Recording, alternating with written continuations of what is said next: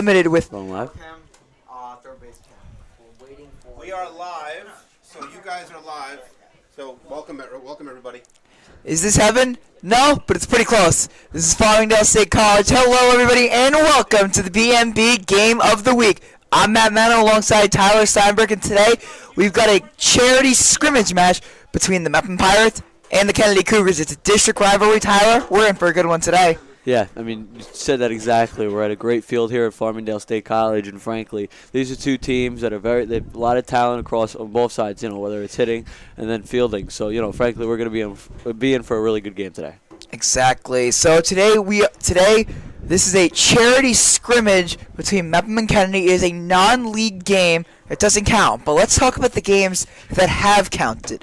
For Mepham, they're currently sitting at 500, 6-6, following a devastating 9-7 loss to Long Beach. But they have won 5 of their last 6 games and have turned their season upside down. And now we're going to turn it over to BMB's very own Sean McQuillan for PA announcements and player introductions.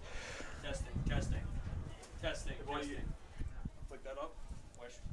This guy, flick that up. We're muted. Testing. Yeah, just use that a lot for the thing because it's hard for me to lift papers. Cougars of JFK will play the Pirates of Mepham High School in a charity baseball game.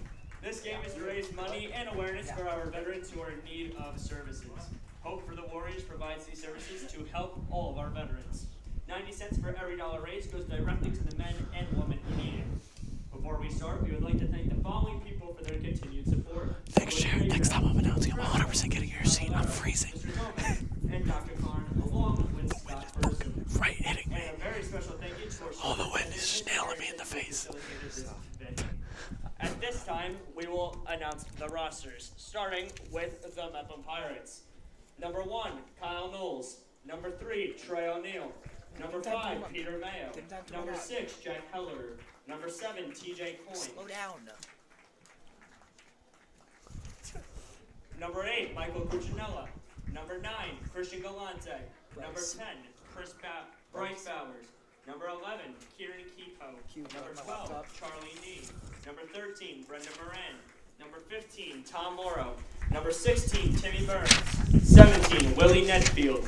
18, Leo Asta. 19, Nick Walker. 20, JD DeCina. 21, Stephen Hine. 22, Sebastian Alvarez. 23, Charlie Leo. 24, Sean Vining. 25, Sean Seligman. And number 27, Aiden Usler. Those are your Mepham Pirates. Give me the Kennedy roster. Here you go. Now for the home team Kennedy Cougars. Number 1, Jack Vesley. Number 2, Blake Pizer. Number 3, Jack Finkelstein. Number 4, Peter Corcamelis. Number 6, Nick Rice. Number 7, Matt Cohen. Number 8, Grayson Goodstein. Number 9, Zach Yanka. Number 13, Anthony Ferrolo. Number 18, Chris Field. Number 19, Ben Mahoney. Number 20, Gianni Pace. Number 22, Brad Rowe. Number 23, Ryan Garcia. 20 is Nick Galante. Is that it? No. Where are we at? 24. Alex Goldstein. Number 24, Alex Goldstein. Number 25, Nick Pizzarusso. Number 28, Otto Velting. Number 30, Ethan Saperman. Number 31, Josh Blum. Number 44, Jake Tolopano. Number 15, Corey Falk. And number 77, Dante Di Martino. Those are your JFK Cougars.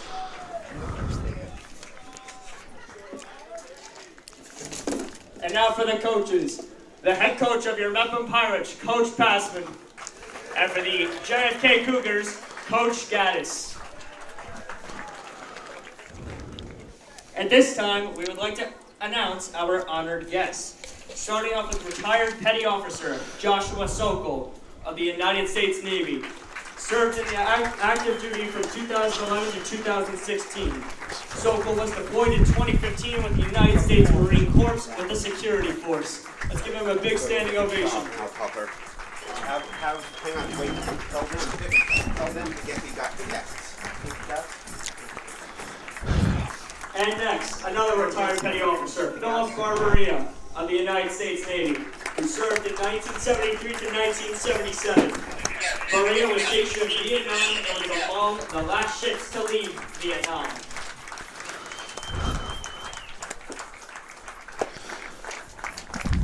And lastly, retired Sergeant Jim O'Neill, who served in Vietnam from 1966 to 1968. In April of 1967, while on patrol, his unit was sadly attacked by sniper fire. A soldier, a member of his unit, was killed, and his executive officer was severely wounded. Before taking cover, Jim ran onto the field and carried his wounded executive officer to safety. Jim was awarded the Army Commendation Medal for heroism. Let's give all three of our honorees a big standing ovation.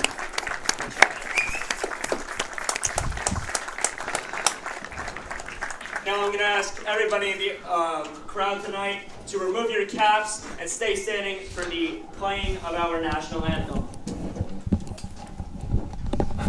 Camera one, you can pan down. One, bend down.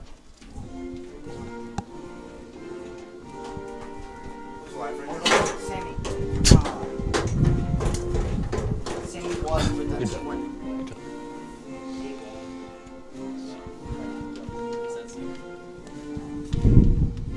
I didn't read it. Good job. Sammy, slow can of the players. Start on the left player, do a slow can all the way across.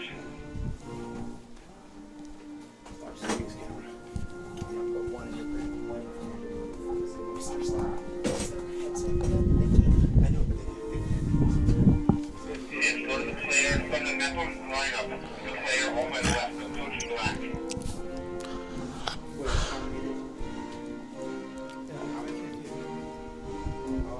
No, I don't.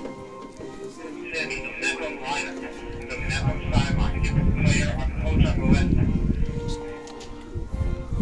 Just have someone run and tell them. Too late. Who's up? Who's live right now? Tower. Switch. Joe, Sammy to hold a shot. And now we are going to welcome our three honorees to the pitching mound to throw out our ceremonial first pitch.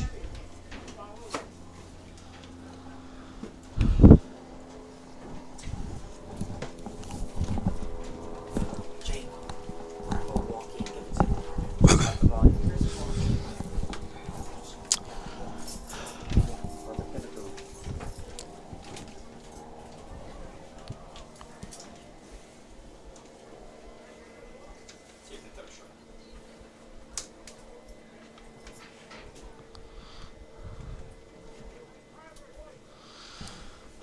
Let's see this.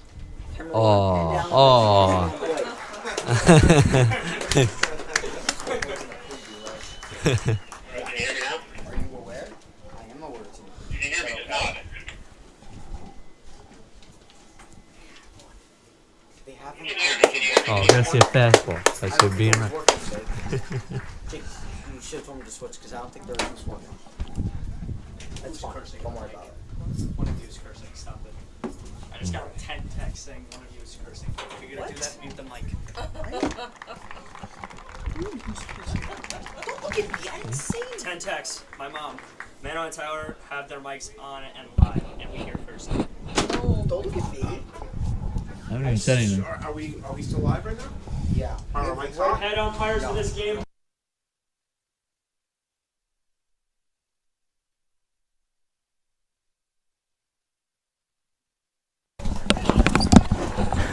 All right, let's play ball. It's the Mepham Pirates and the Kennedy Cougars. Let's have a good time. Starting pitching for the Mepham Pirates is Jack Heller. He's never pitched this season, so that'll be a fun one. He's committed to play at Dominican College, but he's a catcher, so that'll be interesting. And then starting for the Cougars, as a good friend of ours from Cougar TV, it's Ryan Garcia.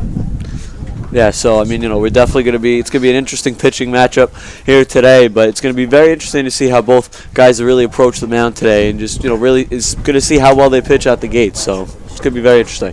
Your Kennedy's going to be using one pitcher per inning as well. Yeah, so, I mean, it's an interesting tactic. Sometimes it may work out, you know, whether a guy's struggling or maybe all these guys got the hot hand today, hot glove. But it's really just going to – that could definitely make or break this game for the Cougars. If one guy isn't pitching well, then that could really blow this game right open for the Pirates. It's going to be a great game. It's going to be a great game for both teams. For keys to the game, I mean, not as much of a game as it is. Mepham's not even in real jerseys, but there are still bragging rights on hand when two division rivals, two district rivals come and meet up. So what do you think Mepham needs to do to come away with the win here today? Main thing is just pitching. I mean, you look at just about every single league there is. As much as offense is important, without that pitching, you're not going to be able to, like 9 times out of 10, you're not going to win a game just having to outscore a team in these high-scoring matchups. So really, whoever has the better pitching, especially as we already said, these Cougars who are coming in with, in a 7-inning game with 7 pitchers getting ready, already planned out, that's going to be huge for them. If they're able to get these guys going, keep their pitch counts low, and able to get them out of innings fast, and this Cougars team's going to have a huge advantage. But this Pirates team's got to calm down with the pitching, play smart, have the right pitches, and basically whoever's going to end up pitching better, I think, is going to be able to take this game. I think differently. I think both these schools have a lot of great contact hitting. I think these pitchers are going to face themselves in a lot of jams and a lot of tough situations, especially Kennedy. Mepham's got a lot of good contact guys. Cuccinella, O'Neill, Mayo, Kehoe, all contact hitters. Incredible contact hitters. And here the Cougars taking the field. We'll see what Garcia will do in the first inning. So as we get ready here, leading off for the Pirates is going to be Timmy Burns. So here, both teams getting ready as we see the warm-up pitches being taken place here by Garcia. This is a very fun time for us here at BMB. It's our first game ever. I'm pretty sure if not our first ever game outside of Mepham, if I'm not mistaken. Yeah, I mean this is that's not true at all. This is actually the second time that BMB's done a baseball game not at Mepham. I remember last year we did a Mepham versus Calhoun game at Calhoun. Yeah, I mean it's always great. As much as we love Mepham, it's obviously our home. But this is a great field over here at Farmingdale State College. Frankly, great quality facilities. Yeah, I mean a little hard to find. I'll be honest. I got lost even though it was right in front of my face. Past the baseball field, thinking it was the softball field. I don't know what I was thinking, but it was my fault that our car turned around. And then we had to turn all the way around. It wasn't exactly my finest hour. But I mean, either way, it's a beautiful field here. Great facility, frankly, and it's a perfect place for a nice Friday night baseball game. It's gonna be a great game. See who can get their weekend off to a nice start, as we are just about set to get underway. So let's go through our starting lineups for both teams. For the Pirates, Timmy Burns leading off playing second base is great. He's a great volleyball player, but on the diamond, Timmy Burns is first-year varsity guy. Great contact hitter, and he's going to be looking to make a big impact today. Also, you see some other interesting points of the lineup. You got Stephen Hines hitting eighth in right field. One of the newer guys getting more and more playing time each and every day, and he's earned a spot in right field for today's game. A lot of seniors playing for the Pirates. As the first pitch is high and inside, Timmy Burns has to duck away from it.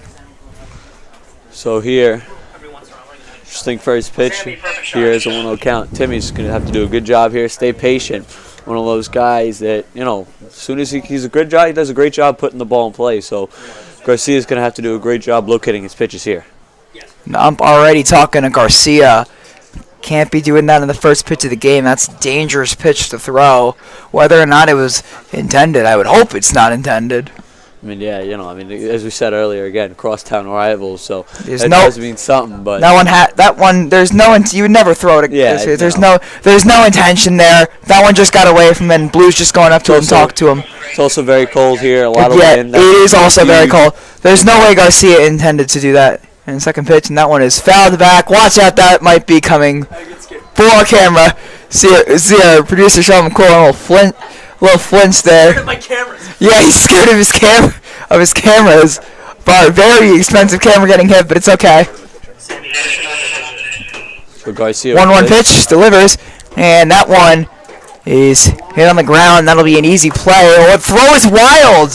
Throw is wild by Ferrolo, and Burns is just going to stay at 1. Yeah, Burns missed it. He just kind of followed through his run a little bit. Didn't see that the ball went past the first baseman, and just like that, though, a nice little infield single. I believe they're going to give the error to shortstop. There's Trey O'Neill. Camera 1, no fire hose. So not an ideal start here, as Garcia did a good job making sure that ball was on the ground. But the Cougars not being able to capitalize on it. Now the Mepham Pirates have a leadoff runner. So Guys, pull out a little bit. an infield hit reaching on an error is Timmy Burns in the first pitch, ball 1.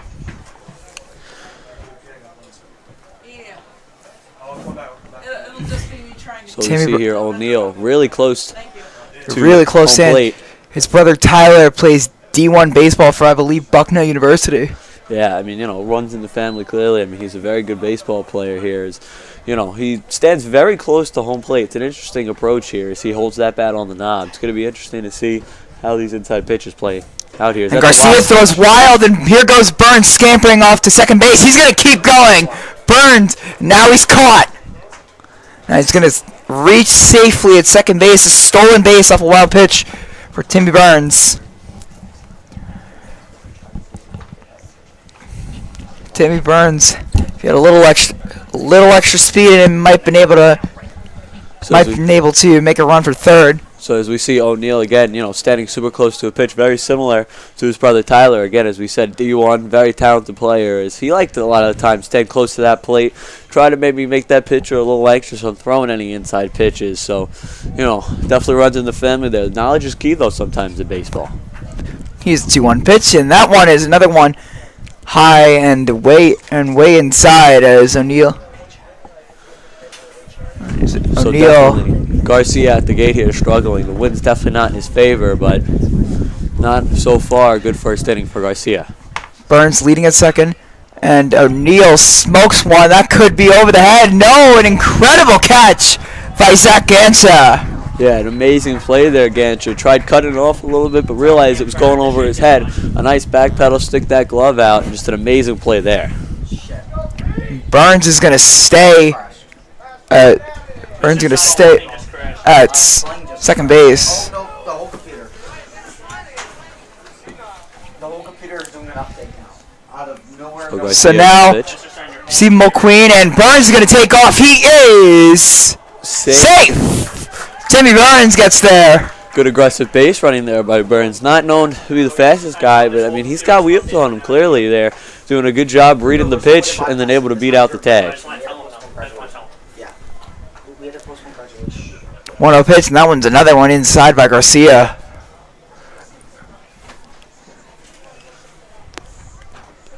McQueen also a little close to the plate. See, that's the approach by a lot of these Pirates. Garcia Stand a here little really struggling close here to with the these inside pitches. Still live, it's just the same show. A little close to the plate, trying to get Garcia a little anxious, and it seems to be working. And this one's in the gap between the second baseman and second base, and that'll score Timmy Burns for the Pirates. Good piece of hitting there. Just being able to square up that ball, get it right between the first and second baseman, finally gap. And just like that, the Pirates are out to an early 1-0 lead.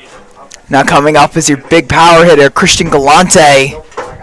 Yeah, you guys just called the game. The scoreboard is wrong. Call the game.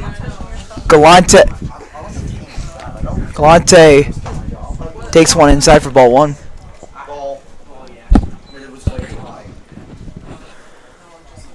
Garcia checking the runner. McQueen, he's got some wheels on him. He could steal at a moment's notice. And that one's smoked in the air. Deep to left field. Carrying it is caught at the track. Good hit by Galante, but Jack Vesley is able to get there. Good job squaring up that ball. He got a good hit on it clearly, but as we said, the wind here is definitely not in anyone's favor. And the cold air is also not in anyone's favor. That one got knocked straight out of the air. Had a little bit of carry, but then it got essentially struck down, and that one's inside, and that'll score Mulqueen, or not score Mulqueen, but he'll at least get a base out of it. So Garcia having a little bit of a rough outing in the first inning.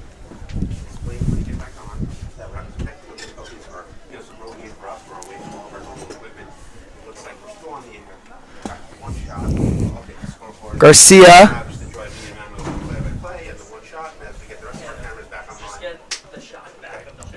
Here's the 1-0 pitch. And that one's outside, a little bit on the corner. Could have been called a strike, but Blue calls the ball. Will be a ball. 2-0. So as we see here, obviously, as we said earlier, we were traveling from Mepham here at Farmingdale State College, and we're having some technical difficulties here. So really, you just get to enjoy me and Mano talking for a little bit. It's a great. Who couldn't enjoy that, right? Yeah. So it's a great privilege to have. Clearly, is nothing like the scoreboards and the cameras. So as soon as we get that back, that'll be great. Here is Mulqueen's going to steal third. He's going to get there easily, no throw, and that'll also be a walk for Peter Mayo. He'll take a base. So as now coming up is Leo Assa. So as we said this earlier, you just get to sit back, relax, with popcorn, watch a nice baseball game, and enjoy me and Mano talking here. That one's fouled back. Watch out. That one was loud. Right into the back fence. So Asta being aggressive here. Garcia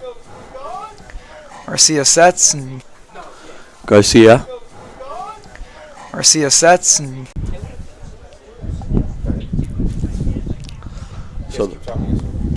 so here. Now let's get back to Jack Heller. Jack Heller, great.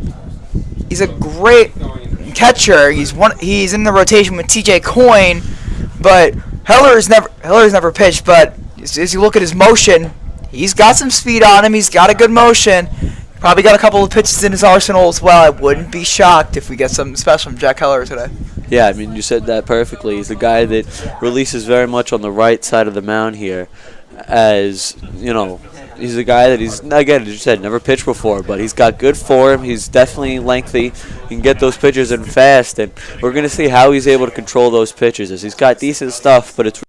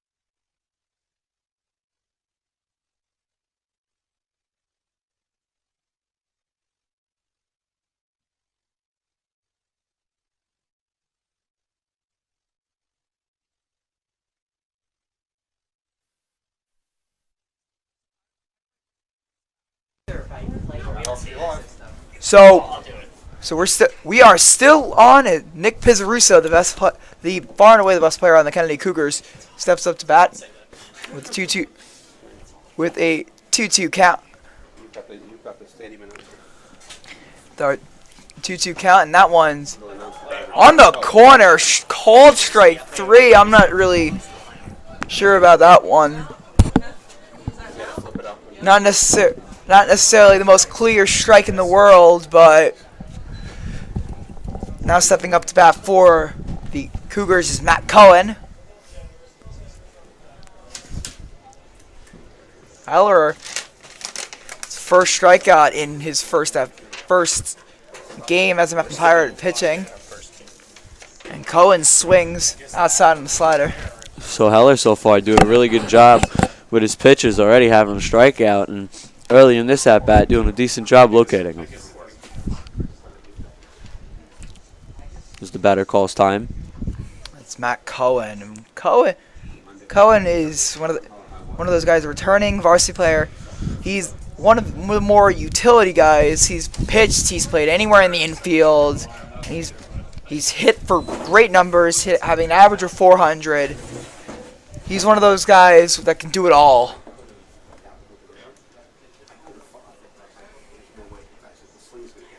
Here's Cohen. Cohen takes another one outside. Like 3-1. Excuse me, 2-1. Matt Cohen looking to just get something on base. Gotta get something started for the Cougars. Down one. Heller's Up doing in a the count. Heller's doing a good job so far with that fastball. It definitely comes off his hand very fast. It's definitely hard to see. He gets ready for the pitch. There you go. Good pitch there. Nice fastball, making Cohen reach. And Cohen is not one of those guys who chases a lot. He does not have a very high chase rate. This is a very uncharacteristic at bat for him. Yeah, I mean, that fastball is really talented there. And that one is hit towards the inside of the bat. And a catch made over at second by Timmy Burns. So two downing coming up for Next, number 9, senior Zach Ganka. Coming up for the Cougars, as you heard, Zach Ganka. And lefty. And Ganka is only college commit on the Cougars team. Committed to Farley Dickinson University. He's a very dangerous hitter, as you can see. Hitting 500 on the season. Yeah, that's just absolutely psycho there. As we get ready for the pitch. That one's outside, so Heller starting to lose a little bit of control here in the first inning.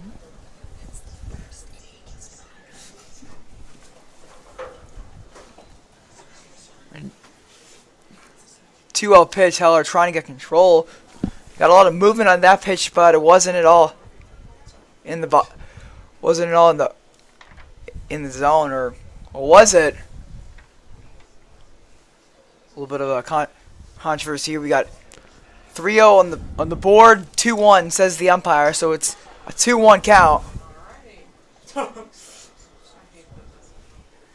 Heller, now it's 3-1. All of a sudden starting to struggle with that fastball. Early on in this bottom half of the inning, he was doing a great job locating it, hitting those corners. Now all of a sudden he's starting to get a little wild. He was really painting the corners, but now I feel like the umpires are kind of getting a little tight on him. And that one is sliced. Well, foul into the woods. So good job there, fouling off. Ganka, as we said, a guy that Staying alive. is very talented, hitting over 500. So he's definitely not an easy out, as we've seen. So it's going to be very interesting to see how Heller starts to approach this full count. Heller having a good inning so far. 2 batters, 2 retired for Heller. And that is ball 4, and number 9 sprinted it out first after a walk, just like a certain number 9 in the big leagues. You know what I'm talking about. So, Senior Brad Rowe. as you heard that there, but that was a good job there by Heller. Even though he ended up walking him, you saw early on in that bat, he had some good pitches. His fastball was really doing a good job in this inning so far. And then kind of at those last few pitches, just started to get a little wild. He kept throwing him a little too high, a little outside. Yeah, Heller, and here goes Ganga, and he's going to get there standing up. Second base. So as we see here, a 1-0 count. Aggressive base running, because why not? Charity game against a district rival, and with 2 outs, maybe a little bit of a questionable decision, but why not have a little fun? Let the kids play, as they say.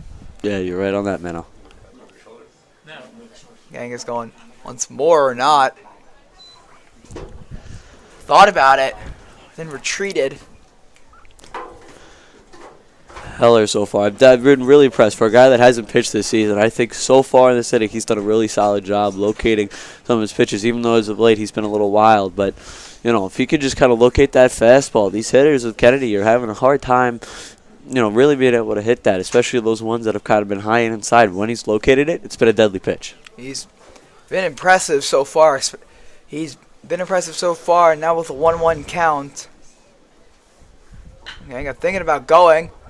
This one's an easy ground ball, an easy 6-3 put out. Brad Rowe goes down and side retired. So it's now 1-0 at the end of the first inning. Now at this point in the game, Second inning, Pirates lead with a 1-0 lead. and heading into the second inning, this is going to be a little fun one.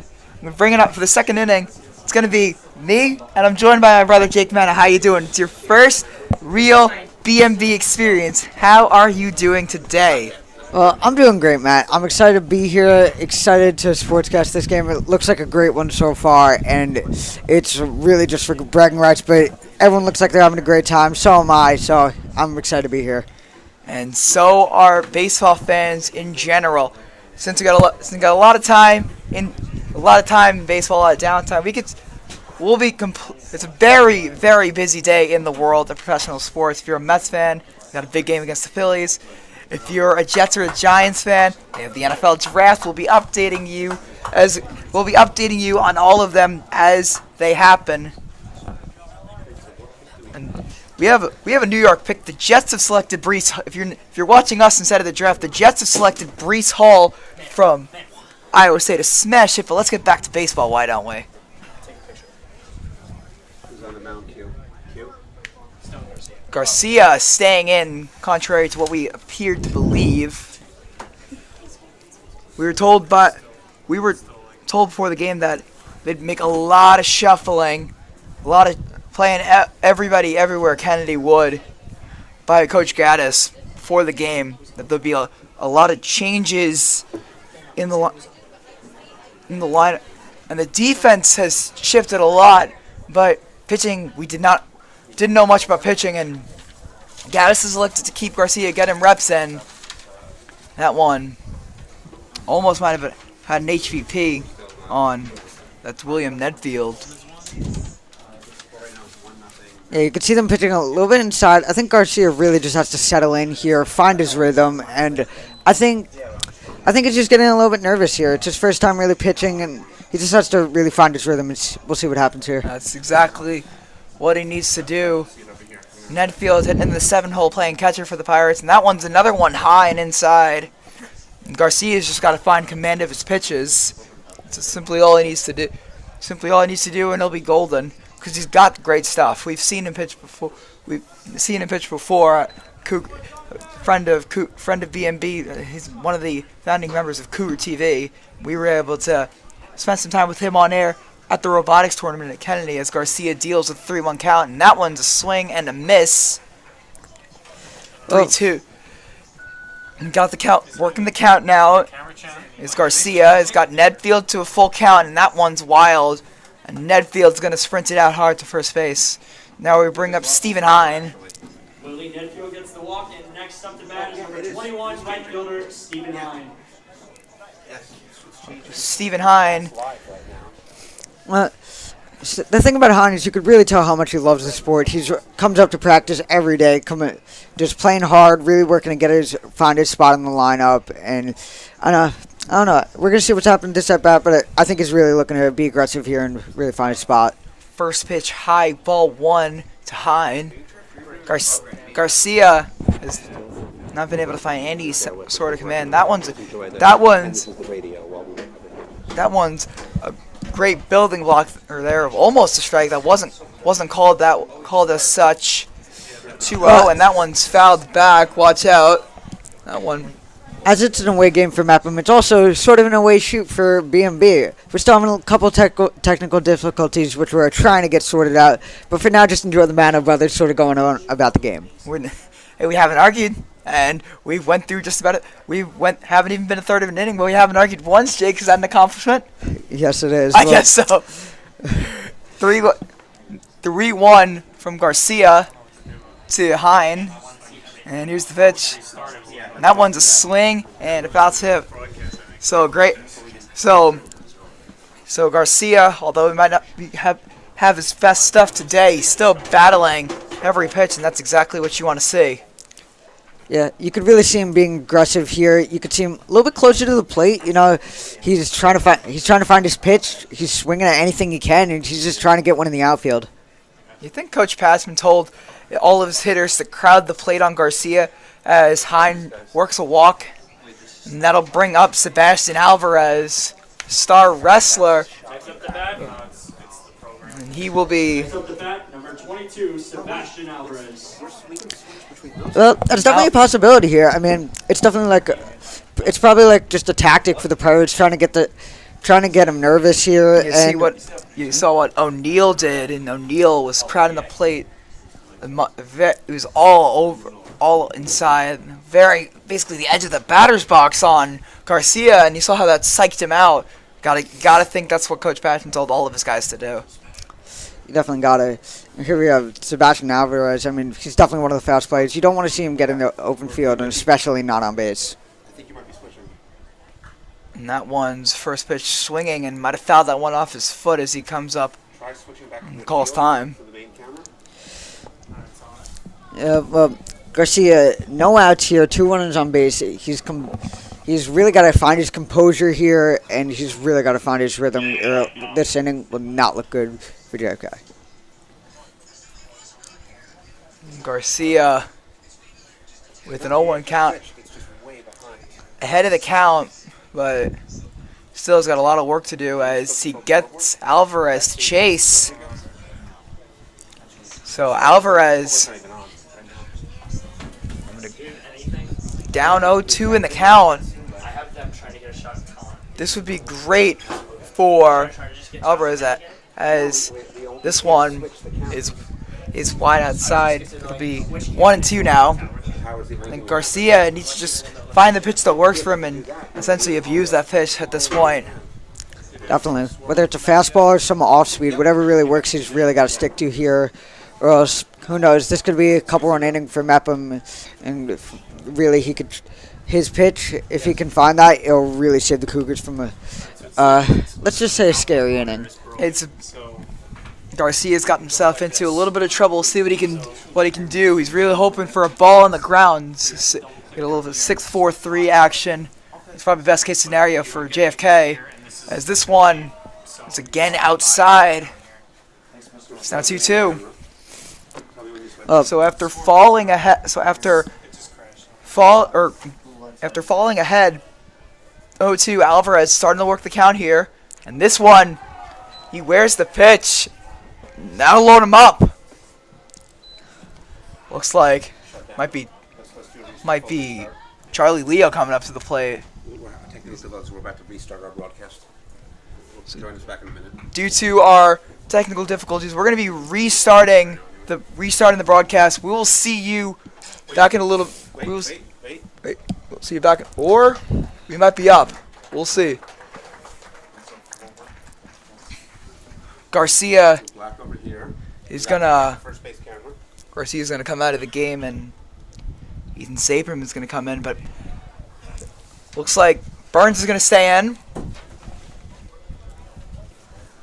We see Mepham's. I'm watching on YouTube. So that's 30 seconds behind us. Mepham's wearing the gray warm-up shirts for today. Hard to identify players by face by their face when you don't know all of them personally. Definitely is. But here's what we do know. Especially for you, you're a freshman. Hey, here's what we do know. Timmy Burns, he's coming up to the plate. No outs, bases loaded, new pitcher. What do? You be Swing aggressive. for the fences. Yeah. Why not let him play? It's all about being aggressive. You have Netfield, Hines, and Alvarez all loading the bases. You got to be aggressive here. You got to wait for your pitch. And you got to definitely just capitalize on this great opportunity that the Pirates have. This is a perfect opportunity for Mepham to take a huge lead today. Go back to the picture if you want. So as we sort out our technical situation, we could very well be back to full capacity. We will continue to provide you with updates as we go through the game and as.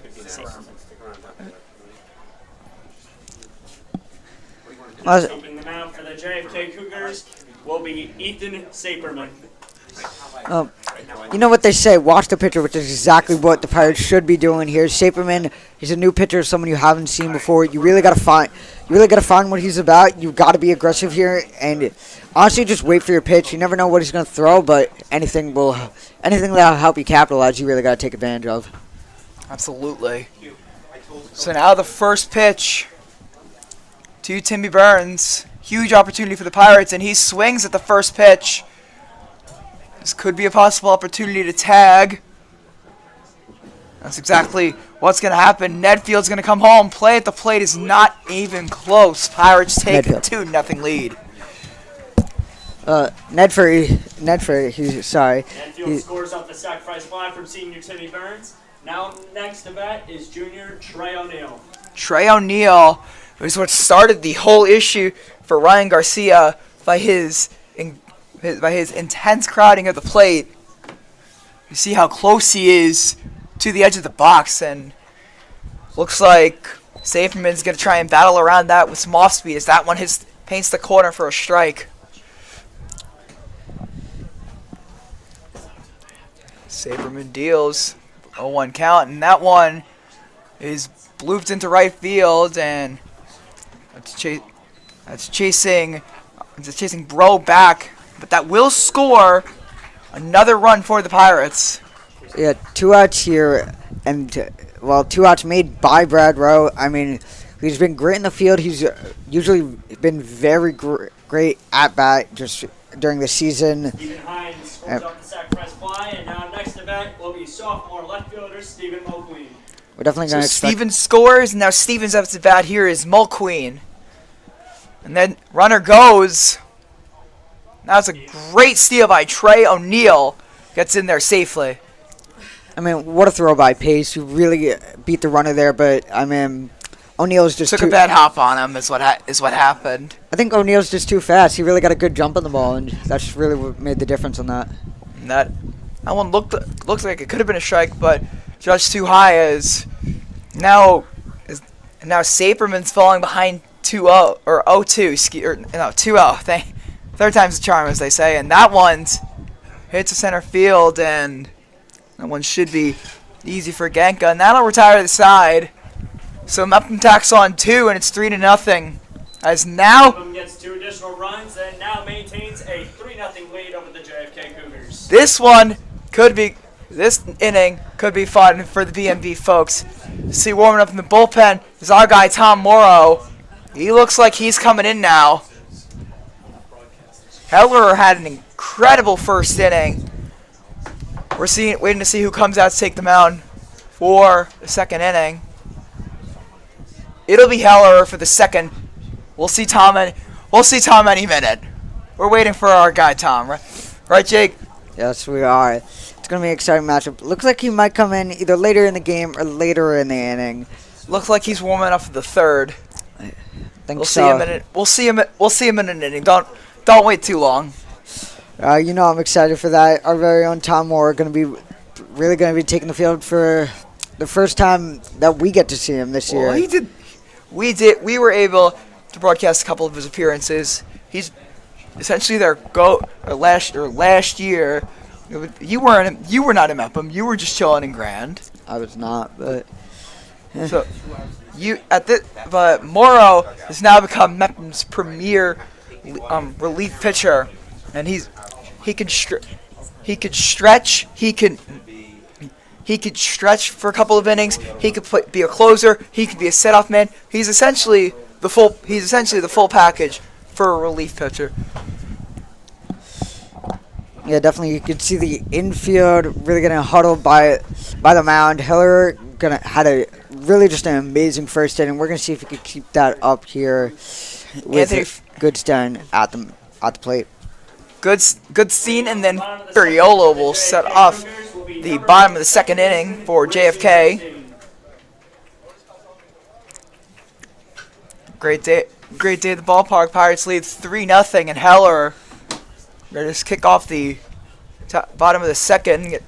Slider gets Goldstein to chase. It's 0-1.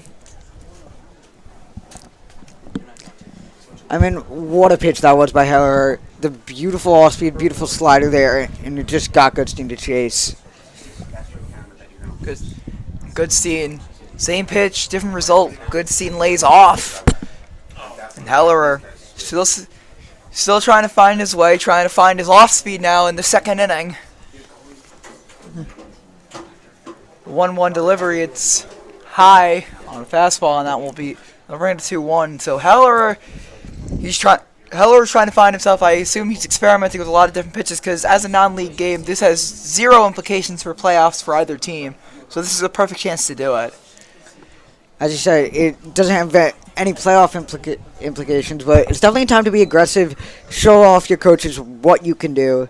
And, you know, I know it's early in the game, but Matt, I ask you, what do you think Mepham has done to really have the game changer and have the lead in this game? Well, they're just have an aggressive hitting approach, and Mepham's had this approach of really crowding the plate and getting in the pitcher's head, and this is what Goodstein's doing. And you might have to wear a couple of pitches, but you got to take one for the team, as they say, as Goodstein works the count to full.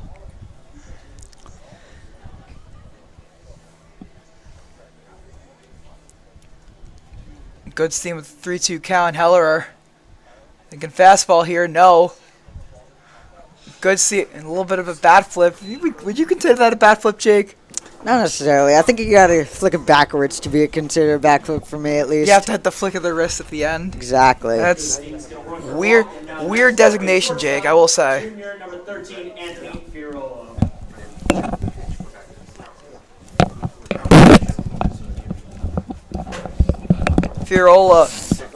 Fiorillo coming up to bat now. Stay off tower. Stay off tower. Stay off tower.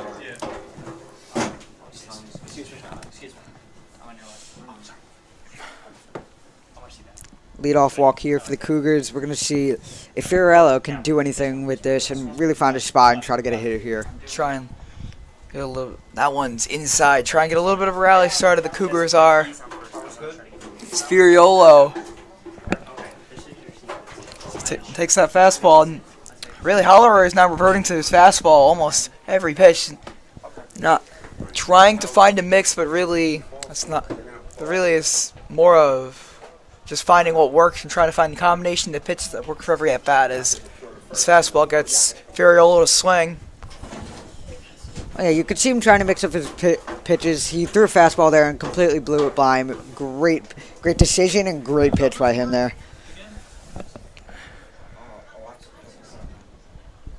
Heller looked like tried that slider again, broke outside, and that'll make it 2-1.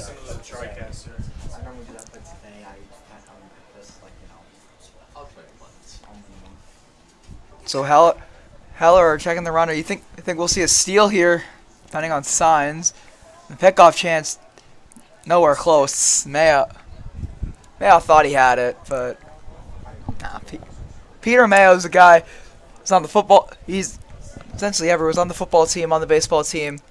One of the class officers of the junior class, and now the runner goes, and the play's out.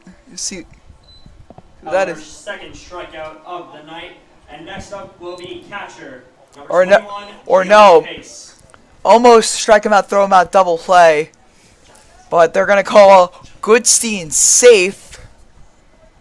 The motion by Blue was a little odd. Couldn't really tell. It looked like kind of a combination between out and safe. I mean, in that case, can't be wrong, can you? Definitely not. It was a great call by the Cougars, but I just want to pay attention to Netfield. Great throw there, great awareness, and he definitely got the ball there. Just, Goodstein beat him by just a hair, Now batting for Kennedy is Gianni Pace with the count of 1-0. Gianni Pace, their starting catcher, but today Pace is manning the dish today, and as he usually does. So Hey, Pace has got 1-1 count. You gotta think he's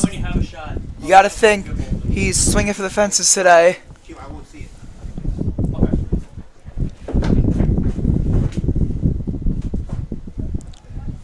He's not really got anything to swing at though. You think, Jake? He's trying off speed. I think both pitchers really have to find what works for them and definitely stick to it. Both of them, you can tell they're a little bit nervous, but they're just happy to be here. They seem like they're having fun out there. This pitch, and the other runner goes, and this one is chase it. This one into left field, and this one's gonna score a couple of runs.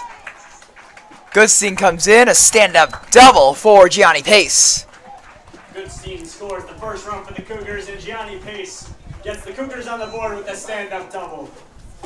You hear Sean McCollum repeating me on the PA, and I appreciate that cue. But it's a fun time at the ballpark. I'll give him a little bit. I'll give him a little bit of a pass there. Now coming up is Jack Vesley for the Cougars. Now they have something going with the tying run at the plate in the second. Looks like we're gonna have a high-scoring affair today. That's really what you want to see at a ballpark. I mean, as a fan, you got to love a high-scoring game. You got to love a close game with definitely some bragging rights and definitely some rivalry here. Heller deals great high fastball. Gets Vesley to swing again. No, 0-2. Heller has got a lot of good stuff. And he's starting to work out those combinations, work out the anatomy of an at-bat. And that one's strike 3 called. Heller's third K of the night comes to the backward strikeout on Jack Vesley. And now coming up to bat is number 24, Alex Goldstein. So Alex Goldstein now coming up. Alex Goldstein now coming up for the Cougars. Now he serves as a tying run after Heller painted the corner on Vesley. And Alex Goldstein, what do you think his approach is going to be on the first pitch, Jake? I think he's going to take the pitch, really see what Heller is about, and I was wrong. And you were wrong, so the Mano curse extends to you. That's great to know. Well, I mean, you could definitely see Heller finding he's really finding his rhythm. He's definitely finding his rhythm today. And Goldstein, when we talked before the game, tried to talk to Coach Gattuss, he said that Goldstein was one of the hardest working players on the team. He's a second year varsity player, and he's only a sophomore. He's also a pitcher, but today he's playing in the infield. He's always one of the guys who shows up in the offseason, puts in all the work he possibly can to become the best player he can. Now with the 1-1 count, and Heller looking, I would think off speed here. Think you got to get Goldstein to chase. You got to get the young player to chase as possible pickoff. Heller comes off the mound. Yeah, with all the aggressive base running, you really got to be nervous with anyone on base, and you could see him get the jitters, try to sort of force something in the second, but no one was there. That one's fouled into the night. Let's hope that didn't come anywhere near one of the cars. That's right by the parking lot. Let's hope that didn't cause any damage.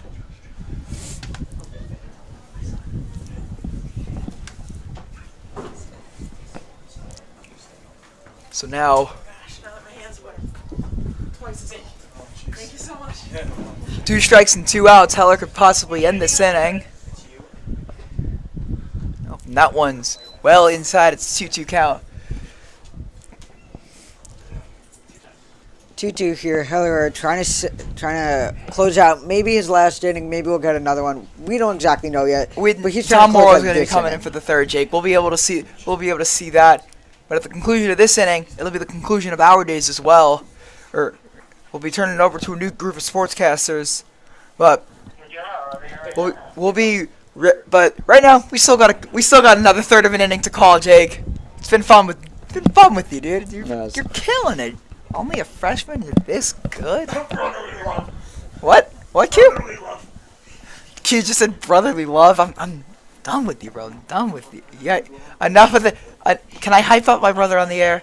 Heller sets DLC 2, and that one's also into the parking lot. Please hope he didn't hit another car. Please, for his Please hope for his sake Alex Goldstein did not just hit a car on either of those last two pitches. Still 2-2, 6th pitch of the at-bat. Wait, did he actually? No? No? I thought you telling... You'll hear from James Bickham next inning, but he's telling... I think he's telling me that he did. No. And then immediately went and denied. And that one gets to the backstop.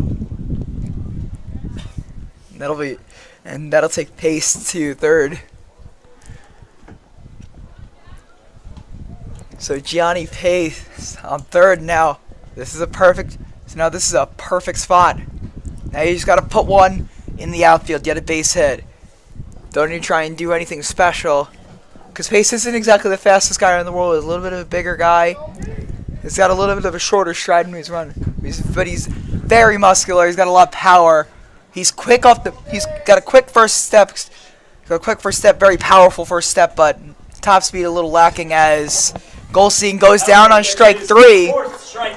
And Heller with the sword at the end. Jack Heller with a 4-strikeout 2 innings. And now at this point for the third inning, we're going to turn it over to Finn Corkindulin and James Bickham.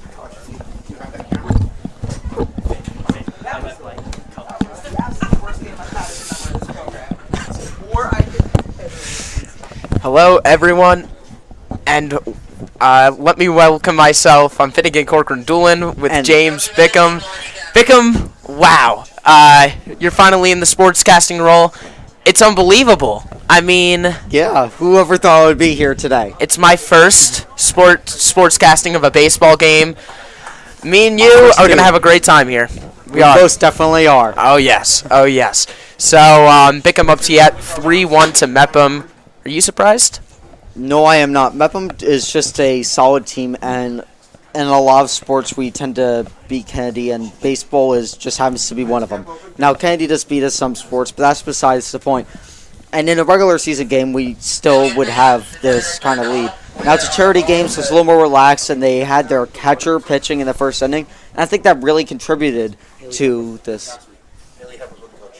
All right, get ready. And all right, we have reporter Haley Hepworth with the coach of Kennedy. Go. Hi guys, I'm here with the coach of the Mepham Pirates baseball team. So just tell us a little bit about this game and how does it feel having an early lead? The early lead is good in almost every baseball game we play, but in this particular game, we're here to raise money and awareness for disabled veterans who need help, the men and women who served our country. That's what we're here for, really. The lead is good. We want to win. It's a downtown rival, uptown rival. But that's what we're here for. And how does it feel to play at Farmingdale State College? It's a great experience for the kids. This is a college stadium, under the lights. It's a great experience for them. And lastly, what do you guys hope to get out of this game? Because it's non-league. It's just kind of like the no pressure. What do you guys feel? Just to get everybody playing who hasn't got much playing time, and again, to let people know and raise money, of course, and awareness about this country, people that served our country, to raise money and awareness for them and help them. Thank you so much. We really appreciate it. Good luck for the rest of the game. Thank you. All right. Thank you, Haley. And we are back here with pitcher Ethan Sapperman. And first, I believe that will be a ball, not a strike. Yes, it will. As he throws it right to the right there. Yeah. Ethan Sapperman normally plays outfield, but today, since it's a charity game, he's in pitching. Whoa. And Ethan Sapperman throws it really wide to the right there, almost hits the Mepham hitter. We've been seeing a lot of that today, Fenn. Yep. And oh my! As Christian Galante hits it up, I believe the second baseman for Kennedy gets the pop out, and first out for Kennedy. For Mepham. That's a good start for Sapperman. 2 pitch at bat. Now today we're seeing a lot of players who don't normally play pitch for Kennedy because they decided to rest their pitchers. It's not a series game. It's not an actual game that will count to anything. So they don't want to injure any of their pitchers or use up their time, the amount of times they can pitch in a season for this game. So it's just a fun game. They have an outfielder on the mound, and he's off to a good start so far. 2 pitch at bat, 1 out. Yeah, the previous pitcher was Ryan Garcia. He was an outfielder too.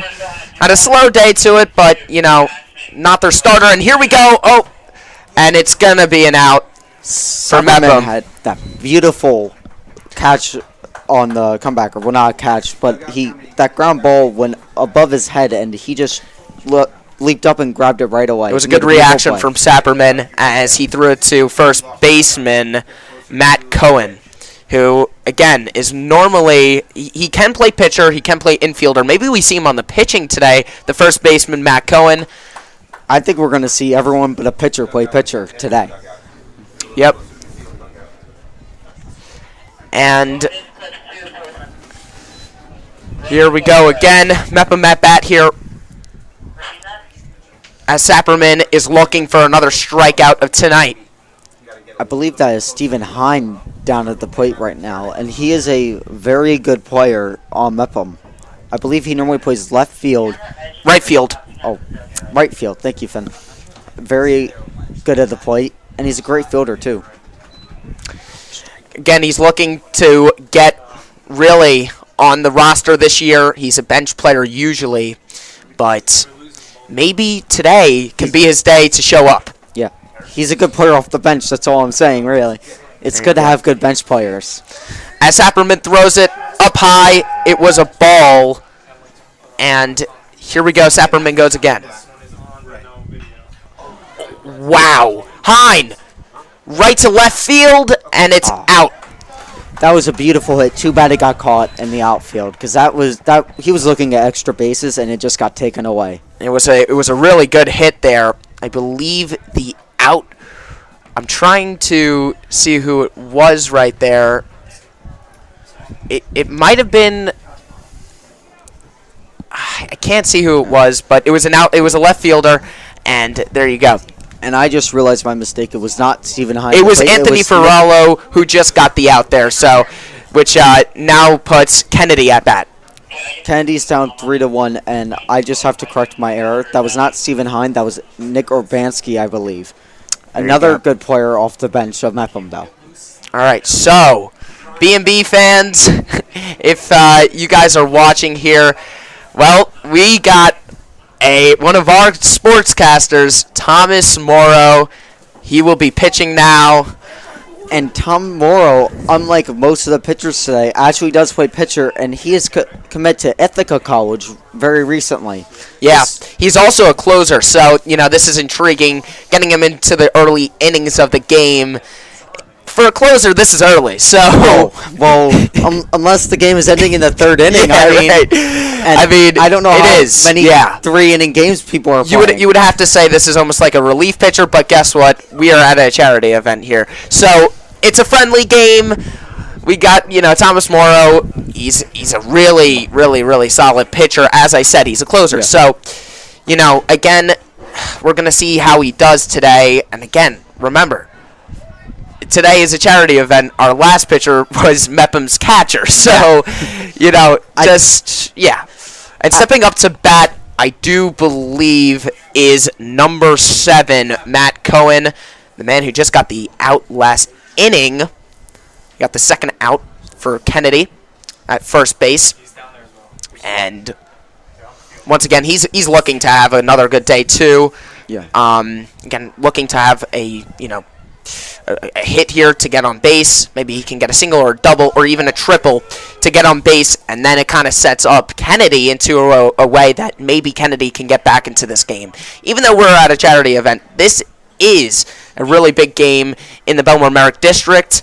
Division rival. Right. I mean, if you lose to a division rival, you have to see them, and you don't want to freeze up because you lost to them, because it can really get in your head sometimes. Not wrong there, Bickham. Okay, so I was certainly wrong, unfortunately, to say the least, because it is Nick Pizzarusso who is going to be batting first.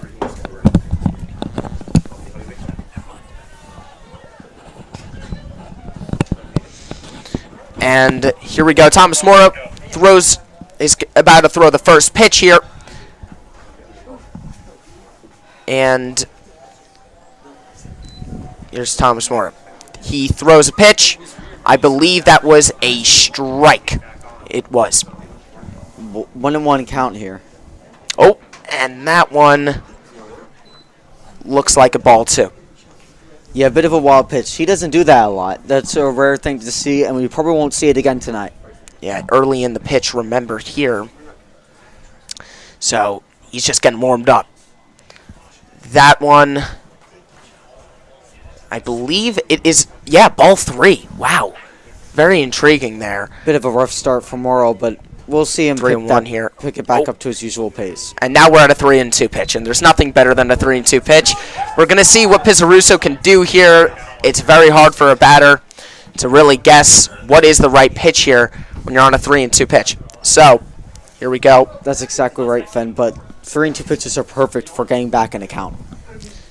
Can Thomas Morrow get a strikeout? No. Ball 4. It will be a walk. Pizzarusso is going to get on base. And here we go. And now, again, we have 0 outs here. Kennedy, if somehow, some way they get a home run, they're back into the game.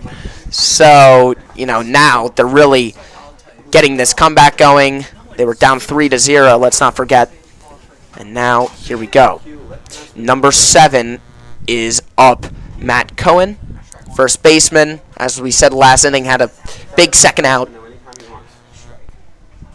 Well, that was more of a play by the pitcher, if you ask me. But you know what? He did contribute. He did contribute. And here we go. Matt Cohen. And that one's a little wide, too, to the left side from Thomas Morrow. Once again, struggling in the opening pitches here, but he's looking to get back. Yeah, hopefully he gets a nice double play, gets to even it out, have no runners on base here. Well, that would be the dream. That would be the dream. And again, a little wide, right to the left bottom corner.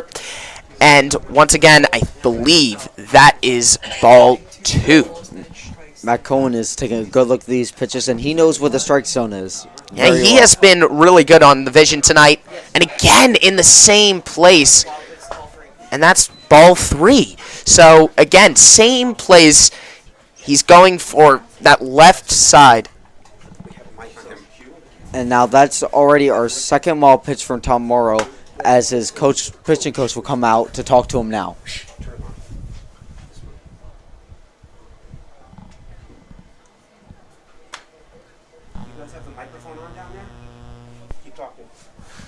And so, once again, Mepham is up 3-1, and now we are at a pitching huddle here. Okay, up to yet, Thomas Morrow. He's been a bit struggling in the opening pitches. What do you think? I think he's going to bounce back here very easily. I mean, he is on the normal roster, and he's a good pitcher. As I said earlier, he just committed to Ithaca. He can definitely bounce back here. He just has to find that rhythm. Yeah. He just has to get into a rhythm, and he'll be back. Because he got back into the 3-2 count. He did walk the first batter. Let's see what he does here with the 3-1 count. Again. You're not wrong there, Bickham. Morrow, it went a little up top, but that is a strike. So, again, as you just said, a huddle like that always does help a pitcher. It really does at times, in my belief. And here we go again. Morrow.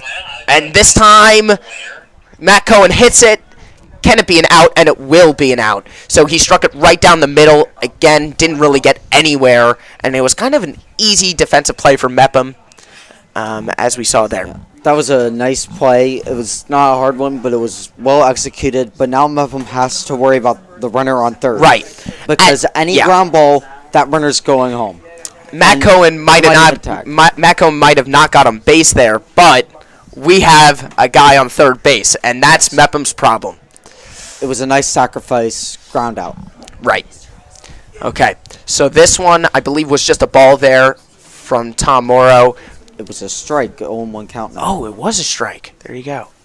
And this one, okay, so we're at an 0-2 count as number 9, Zach Genka, is up. He can play pitcher. He's an outfielder, too. He hit that one right into the left side. But again, we're at an 0-2 count.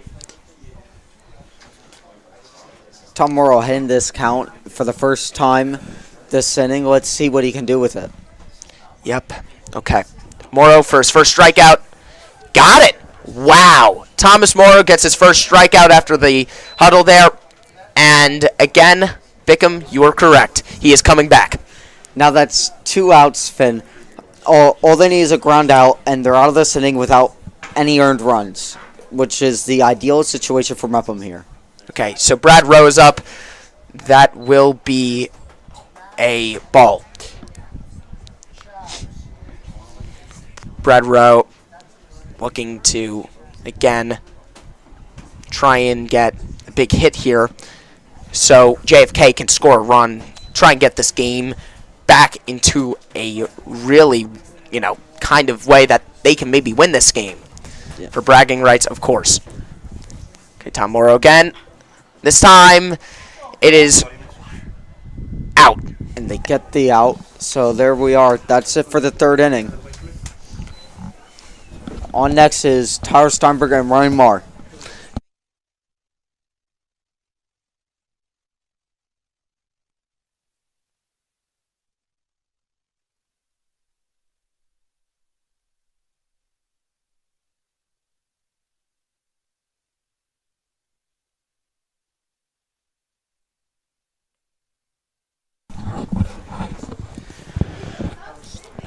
Hello and welcome back to the BMB Game of the Week.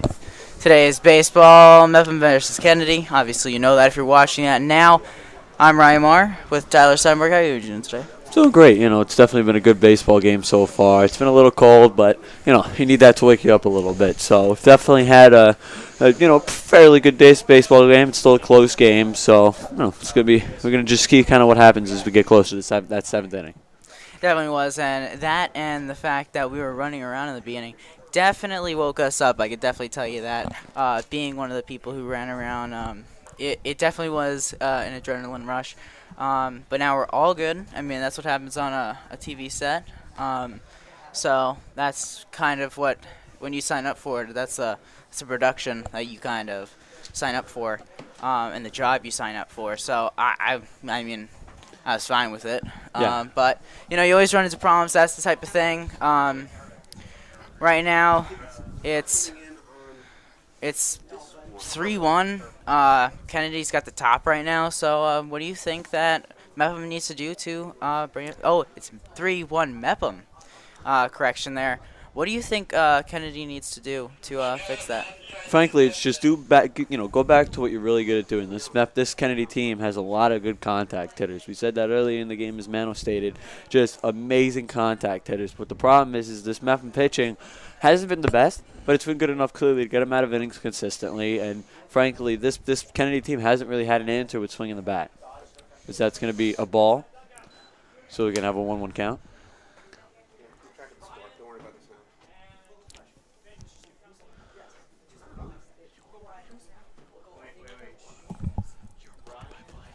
So that's going to be caught. Oh, never mind. Center fielder almost getting there. That was William Nedfield, the catcher, doing the gritty on base over there at second. That definitely shows the type of personality that he is after you got a hit. I mean, you can't complain. It might count as an error in the book, but still, that base can put another run on the board for them. And I mean, I'll take it. If I was coaching a team, which I do, and they got that kind of play, I'd be fine with it any day of the week. Yeah, it was definitely a solid hit. Getting into second base, almost a phenomenal play, but just finally get a run. Pirates start adding on a little more. Runs here. Now right fielders. That is the greatest coach in the world. Dempsey called the best round. And 1 strike on him now. Nice 2-seamer there. That thing had a lot of movement on it. He's got to battle back in this now. He's got to fight, and he's got to hit that ball in play to try to advance that runner, if not bring him home. That is the game, bringing that runner home, and you got to do it. If you're put in that spot where that run is in position, and you go down swinging or go down looking, it might hurt, but at the end of the day, it's the game of baseball. So yeah. We will look to see what's happening here as it's 2-2, and that's what we're at right now. Sapperman has a really nice 2-seamer. See if he'll go back to it as that pitch is going to be outside. But, I mean, he's got a really good 2-seamer, has a lot of movement. And frankly, it makes hitters bite. That's kind of been his go-to pitch recently. So see if he can continue that. Maybe pitch it a little low and inside. Definitely. You know, former pitcher Ryan Garcia got taken out, and now we're dealing with a new pitcher. So, you know, games change, games switch, and as we move on, obviously the pitchers change, and that's how this game keeps progressing. Yeah, Sapperman's done a solid job, though. I mean, there's been a few pitches that haven't been ideal, as that one's going to be a little too inside. But he's had a lot of good pitches. But there's been those few times where he's been a little wild, a little rapid. His fastball's gotten away from him a little bit. He's got to just kind of slow the game down and just really stick to what he's good at. Again, that two-seamer is a very deadly pitch that he has. So see if he can continue that. It definitely is. You know, I thought that pitch was a little low. I mean, can't complain with it, though. If it's close, it's close. And that hit his helmet, and he is getting a hit. He's getting, well, ball hit the pitch. Ball hit the player. Yeah, so he gets first. And now bases are loaded with Timmy Burns up at the plate. Definitely a little scary there going to the head, but thank God helmet got all of it. So here's the Pirates. Oh, wait.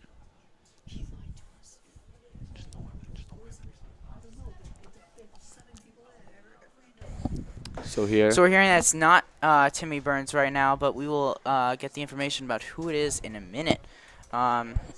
As the umpire had to walk down to first to make sure that the batter was okay. As we take a look here in the Pirates dugout, you know, the guys are laughing, they're having a good time. I mean, you know, what else can you expect? It's a nice charity non-league baseball game. So game's going for a good cause, supporting veterans, because we're having a good game here. Definitely is. I mean, that was a little the pitcher reacted really fast on that pitch, even though it went past him. It was a little outside, and that's what kind of got the catcher confused, where he missed it. A little bobble past him, but the pitcher reacted really, really fast and ran to that play, and that's why that runner did not go. And that's going to be a foul ball, and it's going to be 1-1. That's the count. Yeah, I mean, you know, again, this kind of the theme of this game so far has really been Kennedy struggling to get their pitches in the zone. They've really struggled to throw strikes a lot of the times. And some of these pitchers have really gave, you know, when Mepham guys are seeing these pitches here, that's a wild pitch. That's going to bring it going, and he makes it without an effort. 4-1 Mepham now. Leo Asta makes it to the plate with a little bit of a jog. So see Coach Postman greeting him right as he goes into the dugout, knowing that that is good base running skills. And once again, if that was one of my kids, I would be very proud to know that one of them had those kind of skills to run the bases. That quick reaction is what got him that base. Did not hit the player there, and out is at first. Runner advances to third. That's going to bring in another run here. So 5-1, Mepham now doing a good job, playing smart. Ball was on the ground. Cougars elected not to take the force play at home.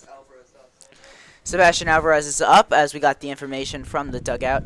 The center fielder is up now with a runner on third, as the game is 5-1 with one out. A little high, ball 2. Trying to get that fastball there on the high corner outside, but not able to hit it.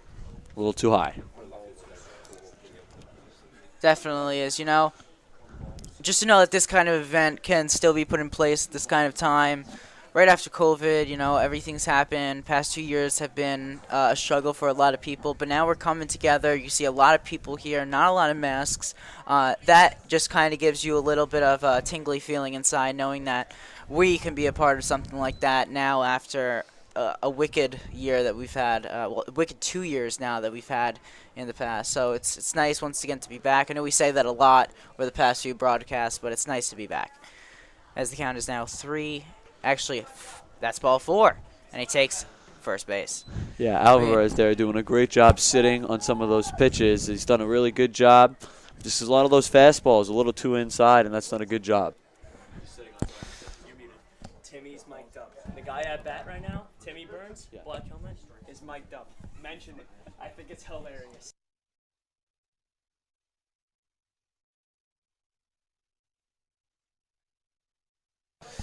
Okay, we are back. Sorry, we just had a little bit of a problem there. As our producer knocked us off the air for a few seconds to tell us a very interesting fact right now that the incoming batter, Timmy Burns, will be mic'd up during his at-bat. So let's hear as it comes in play.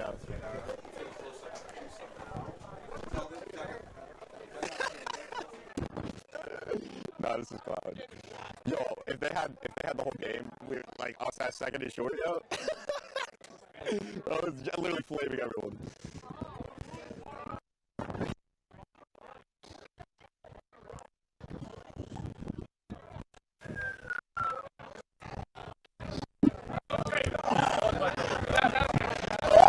What's the game plan here? Yes, sir, baby. Yes, sir, baby. We gotta hit the gritty real quick. Come on. I'm doing that, yo. Bryce, you gotta hit that gritty, yo. Oh, I'm bringing you in. I'm bringing you in. Word. You gritty into the plate.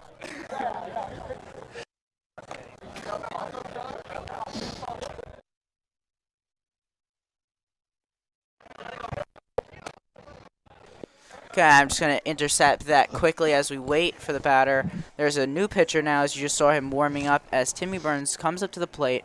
So let's hear that now.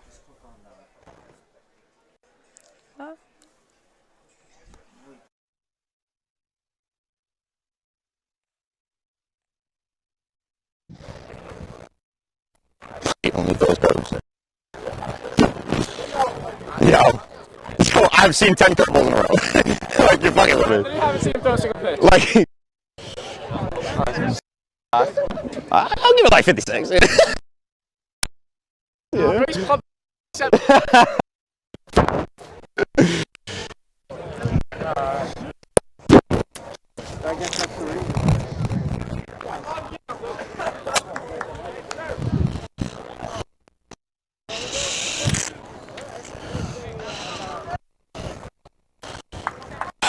Let's go the Reds get.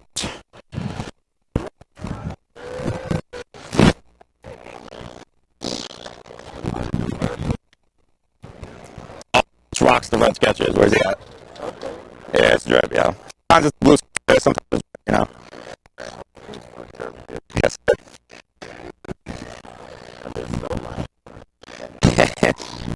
It's drip.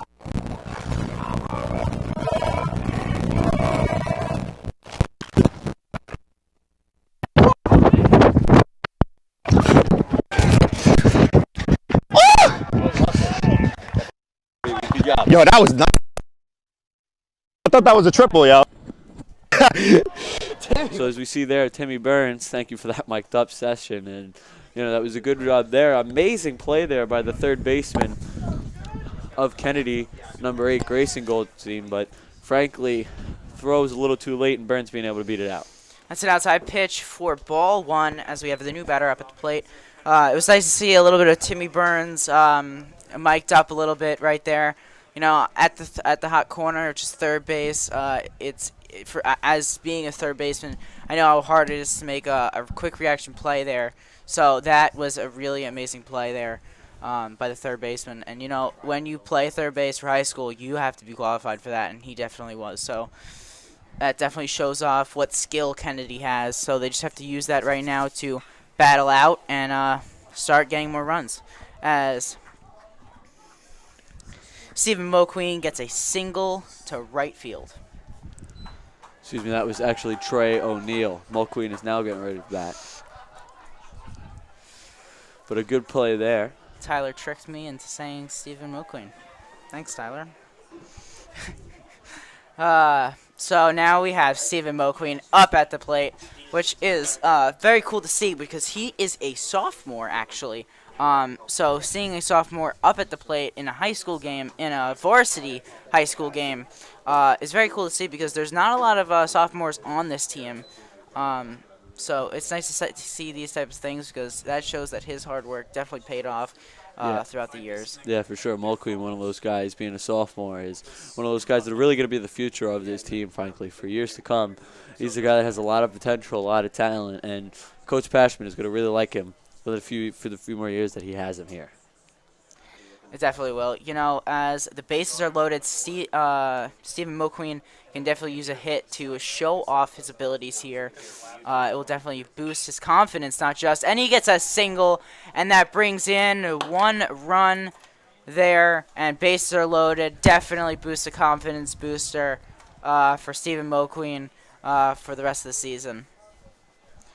Yeah, definitely a solid hit there, getting past the third baseman, and just like that brings another run in. This game now is 7-1 Mepham. So Mepham doing a great job hitting off Alex Goldstein there. So this Mepham hitting really in this inning has done an amazing job. They're squaring up balls hard and well, and they're getting lucky enough to be able to hit these gaps. Ball in the turf. We won't say the dirt. Ball in the turf for ball 1. Yeah. As the catcher, I mean, Rowe has done an amazing job trying to stop some of these pitchers. There's definitely been a few pitchers that have bounced away from him, but he's done an overall good job blocking them. Yes, as now we have Christian Galante and we have Christian Galante up at the plate and Peter Mayo in the circle. Well, as a baseball player, I should know this. In the on-deck circle, as you can see in the left-hand corner. Or if you can't, I will describe it for you. What a sight, you know. What a sight, what a great player. A great kid. I've met the kid a few times, interviewed the kid a few times. He's a really, really good kid. So being someone who knows him, I hope he succeeds. I mean, but I can't be biased at all, so I hope everyone succeeds. But that will be 2-2 after that pitch in the turf again. Yeah, Galante, one of those guys that he's a guy that's always ready. He always prepares, and he's one of the guys that once he gets that ball on the bat, I mean, he's one of those guys that are really strong. He's got a lot of power in that bat, so you got to make sure here if you're Goldstein and not float any pitches. Yeah, after this next pitch, that's a foul ball. I just want to say big shout out to the team here at BMB. We had a whole big amount of problems in the beginning. Lost our tower cam, forgot the power cable. Moved our camera that we were going to have in center field to one of the sides. So I just want to say a big shout out to everyone here at this crew for making everything that we have right now possible. Mr. Russell, Mr. Stein, Hannah Broxmeyer, Thomas Salvo, Tyler Steinberg. Thank you. Sean McCullen, our producer tonight, has been working very, very hard to make sure that everything's going right. And to be honest, it's going great. As the count is full, once again, 1 out, base is loaded. Look here. Galante's going to want something kind of around the outside of the plate. Goldstein. And that's going to be fouled back. Good foul there is Galante again. As we said, he's done a good job so far this game. As soon as those fastballs, he likes the fastball.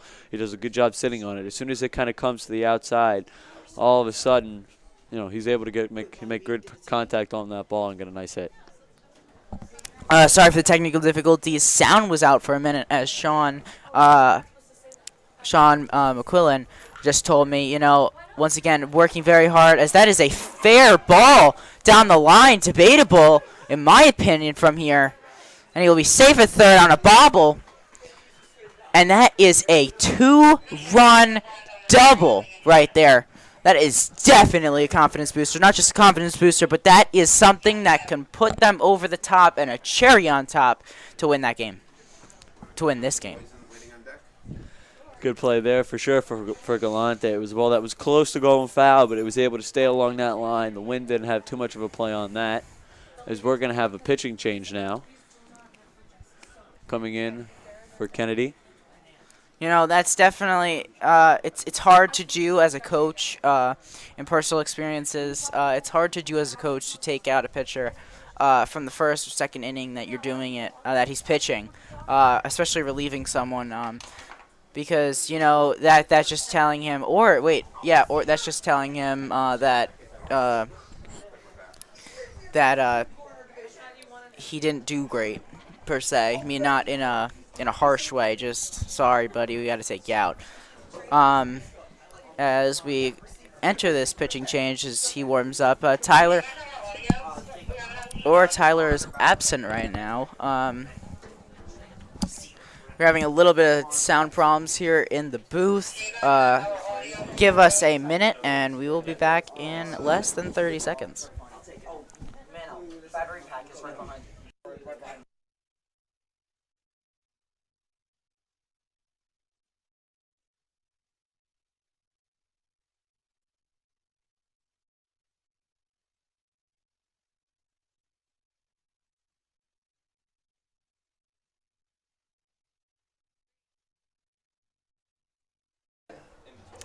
Yeah. Hello, everyone. Welcome back. It's me, Ryan Maher. I mean, you can probably hear my voice. Same. But we are back here. Just had a little bit of technical problems. Everyone was in the booth right here. As if you don't see it, right now, Mr. Stein, one of the head teachers of the program, is bringing down his son Max Stein into the dugout. Max is a big baseball lover, and he is in our fantasy league, so big shout out to him. He's winning more than I am right now. I am losing 10-0, which is sad because it's out of 10. And Max is winning against Tom Morrow, who's actually playing on the Mepham Pirates right now, like 9-1. So it definitely shows you how the young youth definitely beat the older kids here. So it's kind of sad, but big shout out to Max Stein. I hope he has fun in the dugout. But now as we continue this game, Tyler, what do you think Kennedy the new Kennedy pitcher needs to do to finish this inning, get out of this inning, and put some runs back on that board as a team? Yeah, is strike there. But, I mean, Gansha, I would normally say, just make sure the ball stays on the ground, let your infielders make the play. But, frankly, that hasn't went their way. The past few hits has really just been, ground balls that have had a few bounces, gotten past the third base, down the first base line, frankly. So they haven't been able to do that. Here you got to pitch high here. As you see, there's one out. Don't want to try to get anything where, you let those Pirates get a nice hit on something because then you'll have a tag up at third. So just make sure that you're able to pitch low, try to get any reaches that you can, and use their best pitches. As there, it's a 2-1 count. Gotcha so far. Okay, the count is 2-1. 2 balls, 1 strike as he is about to take the 4th pitch of this at-bat. And it is a ball outside and low. There's a guy on second and third base. Oh, but all of you at home are cozier and warmer than we are here in this booth. It is cold, even though it is midway into spring. Feeling great up in the studio right now. That is the 4th ball, and it is a walk. And he steals home.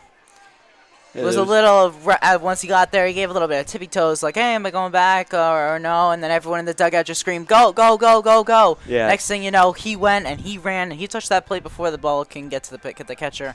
So no matter what, in my opinion, first thing I teach my kids when it comes to stealing is you go until they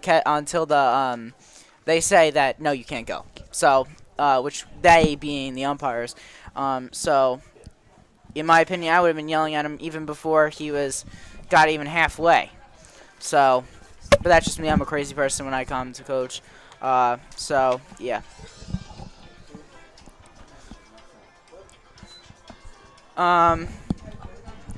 So now we are getting back into the at-bat. There's 2 balls, 0 strikes. Guy on second and third. The guy who just walked stole second. While the guy who was on third stole home, the guy on second stole third. Once again, that is amazing base running, and that just shows you the come to skill of the players that these Kennedy kids have, and they got to show that now. We are in the top of the 4th, and they have to come to show that, and it definitely is a big thing that they have to show, obviously, to win this game and get some runs back on the board, as it is 3-1, 3 balls, 1 strike.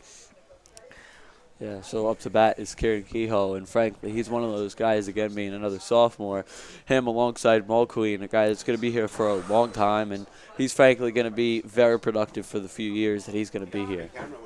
Close pitch, down and low. Batter thought it was a ball, trying to go, and that will be strike 3 after the umpire called a debatable strike, really low for the 2nd pitch. Now there's 2 outs after a very long inning. The Cougars want to end it here Once again, Tyler, what do they need to do that? Yeah, I mean, frankly, this Kennedy team right now, plain simple, just has to get out of the inning. This has been a really bad inning, and they have to do just about whatever they can. Is that to swing and a miss there, but they got to do whatever they can to try to get out of this inning. This has really blown the game open with Mepham having 7 runs. So just try to get the ball on the ground, get this out, and just try to get to the 5th. It definitely is. It was so funny because one of the guys who was our main sports guy here at BMB, Matt Mano. You probably all know him if you're like a average viewer, I guess you can say. You know him from like morning announcements, pretty much everything, anything sports. He was telling me that before, hopefully you get a long inning so you could sportscast for a while, and next thing you know, this is a very long inning. So it's kind of like Mano did not Mano curse this, but we will not tell him that, because if we do, then he's going to Mano curse everything for the rest of the year. So the count is 1-2 with 1 ball, 2 strikes on Peter Mayo. So, as we saw there, Gancha wanting some sort of reach-high fastball going wild. Now that's going to be a 2-2 count.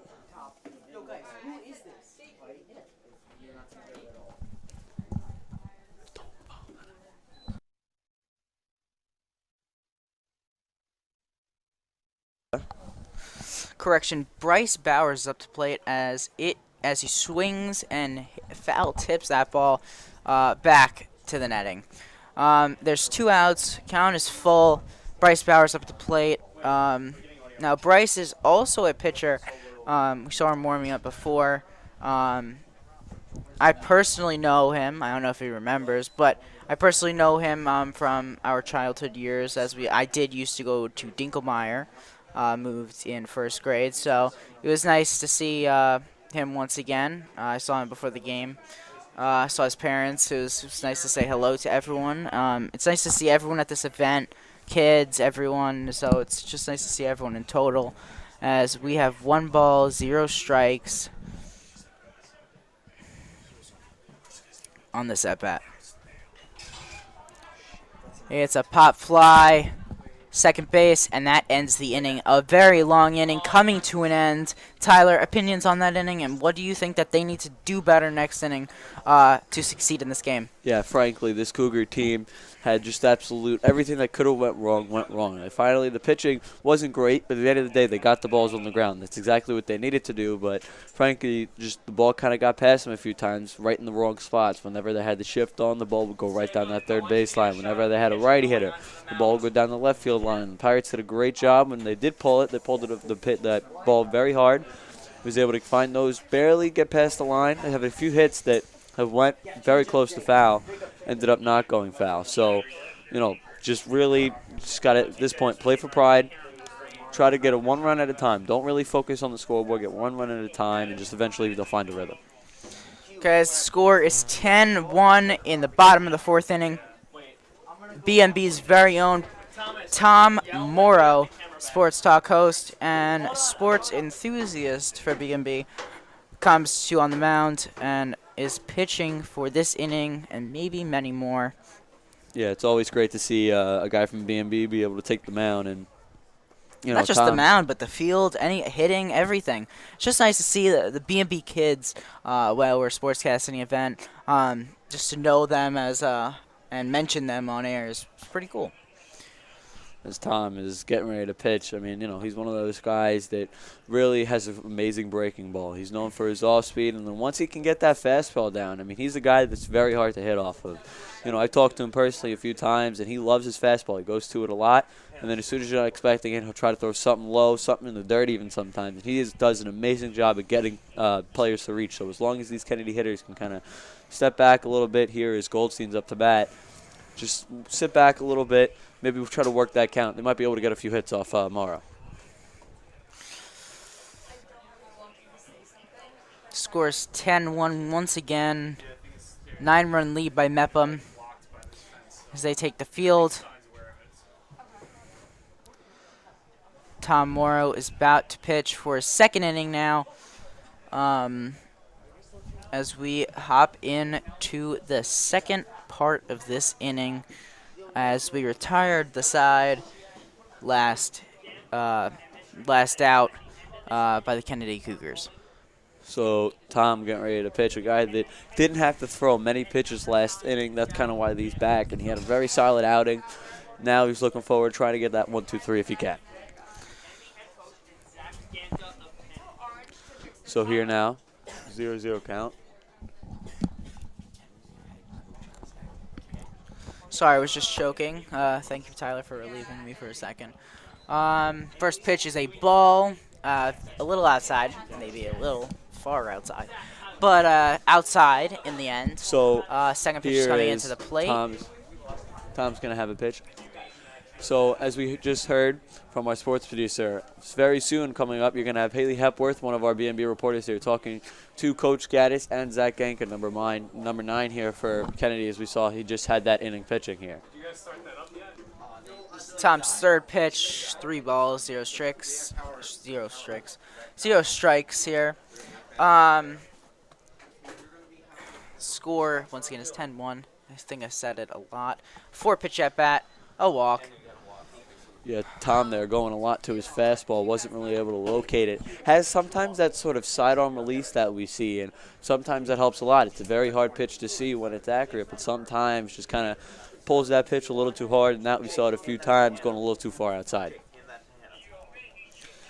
Okay, Tom Morrow's pitching his first pitch. Grounded to third. Gets the out at second.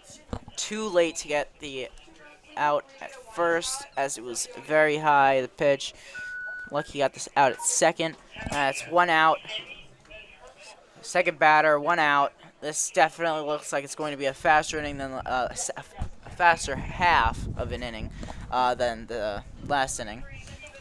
So good play there for Tom, being able to get that out. Obviously weren't able to turn at that double play, but still a good job there, making sure that ball ends up on the ground.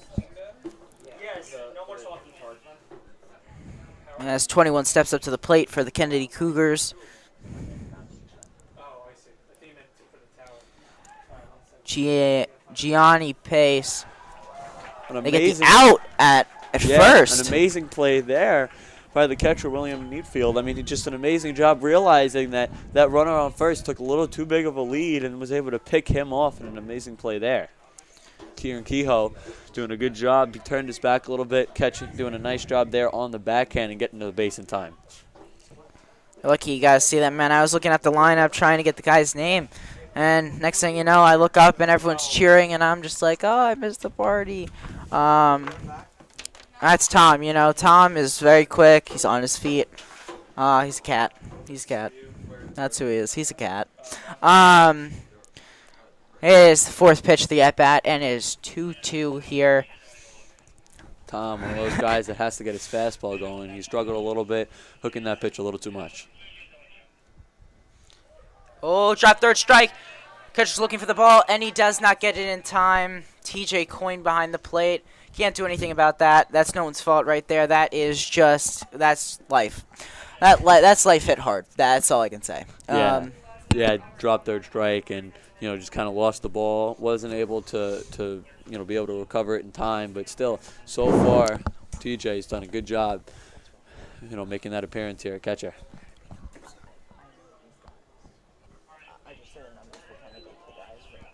So now Tom there throwing a ball. So it'll be a 1-0 count with 2 outs. 1 ball on batter. You know, drop third strike. You need to react really quick, and you have to be really, really lucky, like he was, that ball needs to drop, obviously, because it's going to be a drop third strike. But that ball needs to get really far away from that catcher, and you have to make sure that catcher cannot find it.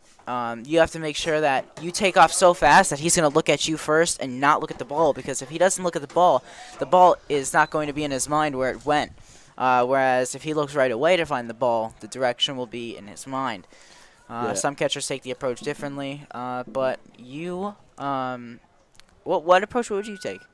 Yeah, I mean, if you're one of those guys, especially as a catcher trying to block a ball, it's one of the hardest things to do in baseball is obviously hitting the baseball and pitch. But It's also very important to be able to find that ball as soon as, it is one of those situations of a drop third strike. So you just got to make sure that instead of looking at the runner, make sure that you locate that ball as fast as you can and then just kind of be able to make that throw without doing anything too stupid and making some sort of error there.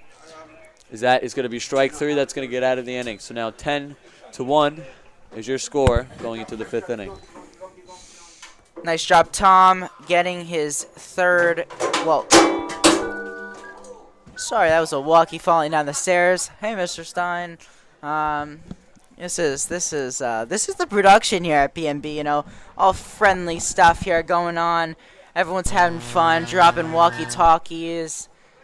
So everyone's just having fun here. And as we see, we have Sammy Rooney going out with the camera soon with Haley Hepworth. So whenever they are ready, we are going to send it down to them. But first, we have pitcher number 31 for the Kennedy Cougars. And they're meeting the catcher before they start.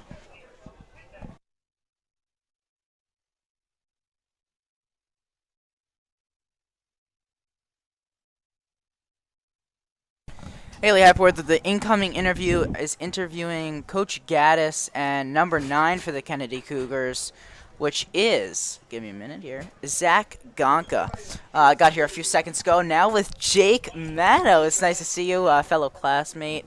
You are going to be sportscasting with Finn. So here you go.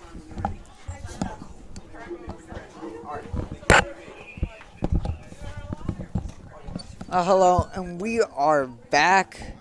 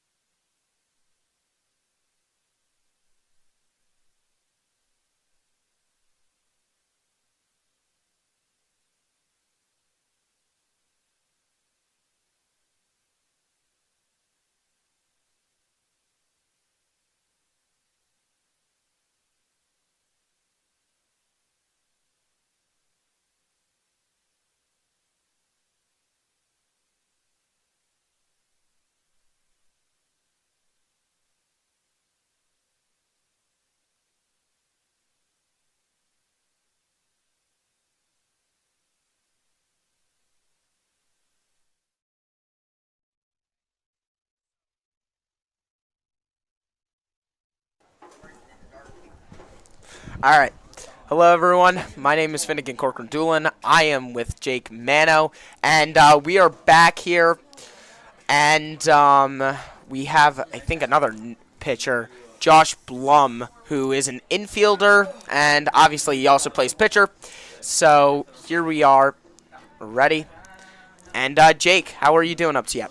I'm doing good. This game has been great so far. A lot of offense, which I'd love to see. And one thing about Josh Blum, he's been playing baseball for so long, so dedicated, and he's a really hard worker. And to see him really shine and get his chance here, you'll love to see. You're right there. Okay. Josh Blum about to throw one of his first few pitches here.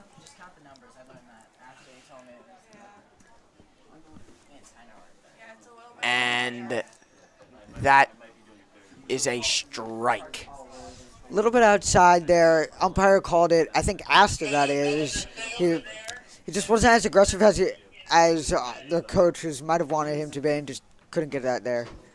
I'm trying to figure out who the batter is, but it is Leo Asta, who is a designated hitter for the team, and it is a 0-1 pitch here. Yeah, Josh Blum, he's really seeming to find his rhythm, which a lot of the pitchers here could not do as quickly as he is, which is great to see. I'm sure the Cougars are happy with his performance, although it's been very short up to Josh so Blum far. throws it, and that is going to be a strike. It is a 2-2 count. The beautiful pitch down the middle.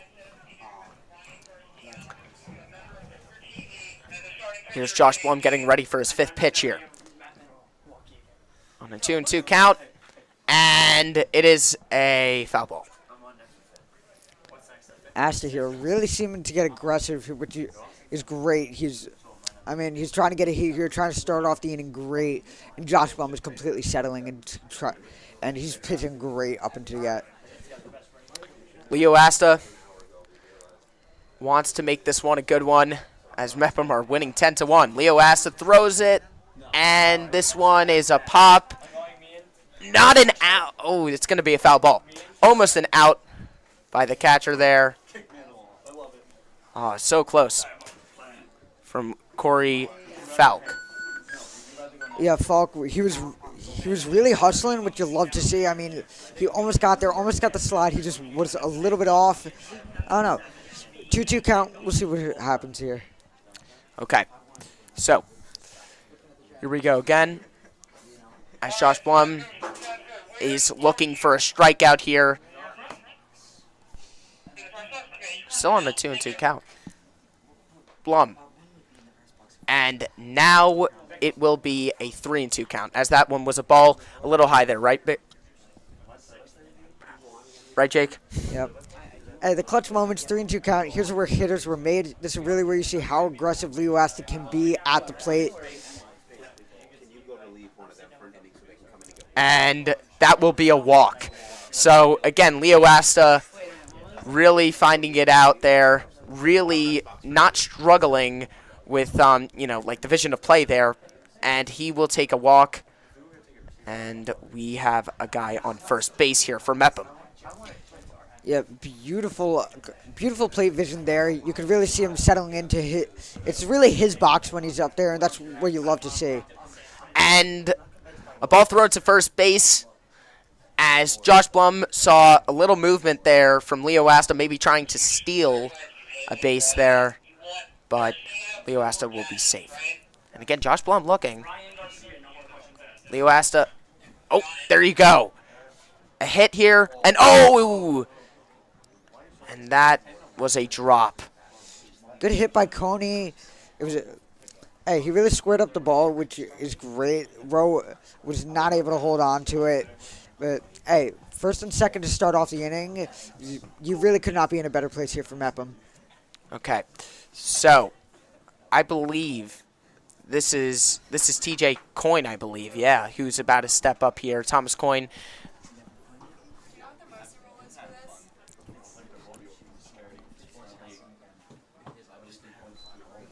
And as Neidfeld just hit the last one, beautiful hit there.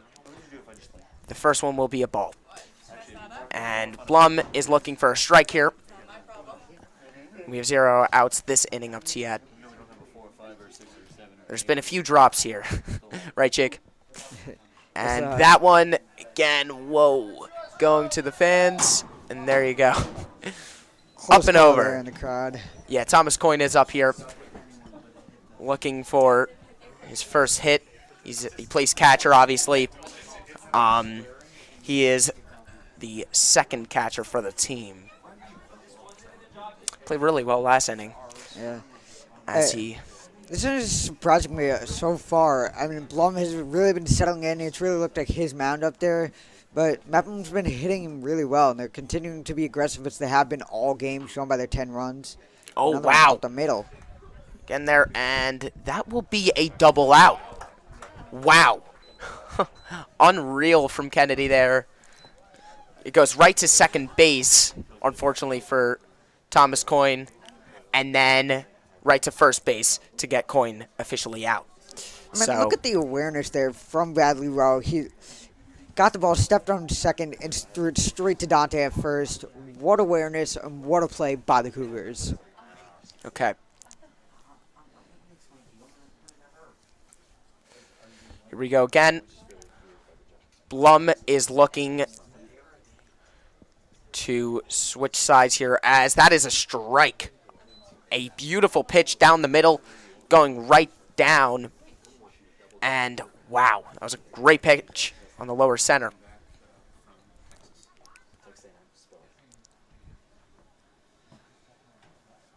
Only one guy on third base for Mepham. And that one is a ball. 1-1 pitch. And Blum is doing well here, trying to get a second strike. That one was a little bit too much to the left, a little wide. Blum steps up here, and another great pitch.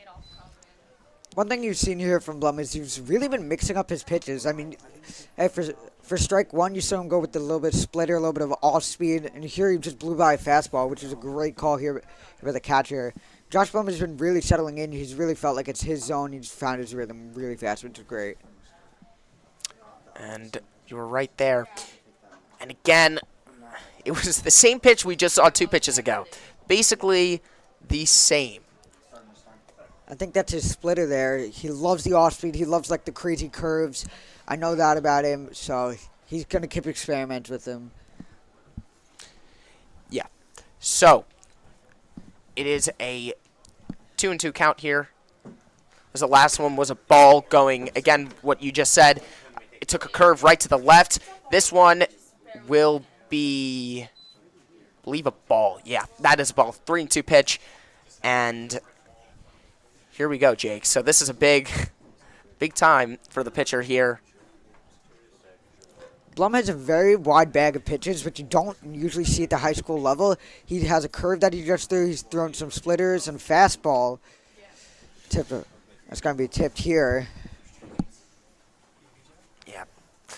Well, the batter's not happy. He thought he hit that well, but it looks like it hit his bat and then it hit him. So a little unfortunate there, but Blum did have a good pitch there. Can Blum get a strikeout, or can Mepham get a scoring here? Either would be nice for each team. That is a strikeout, and Blum with an unbelievable pitch there. Beautiful. It was a little right there. It was very beautiful, inside.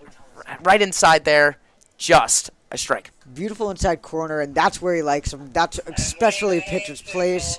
And Mepham just couldn't get on it. A fastball right by him, inside corner. Blum, what an inning there. Scoreless inning for him. He really settled in, and he did absolutely great that inning. Yeah.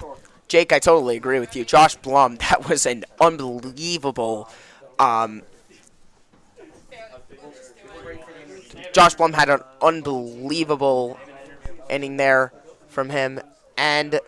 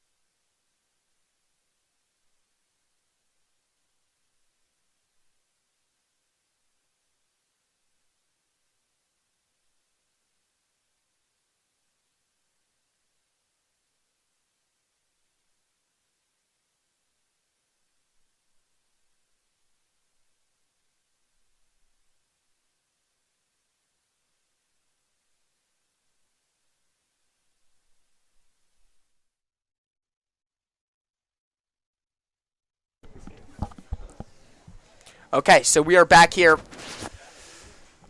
There is, I think there's a new Mepham pitcher. Yeah, there is.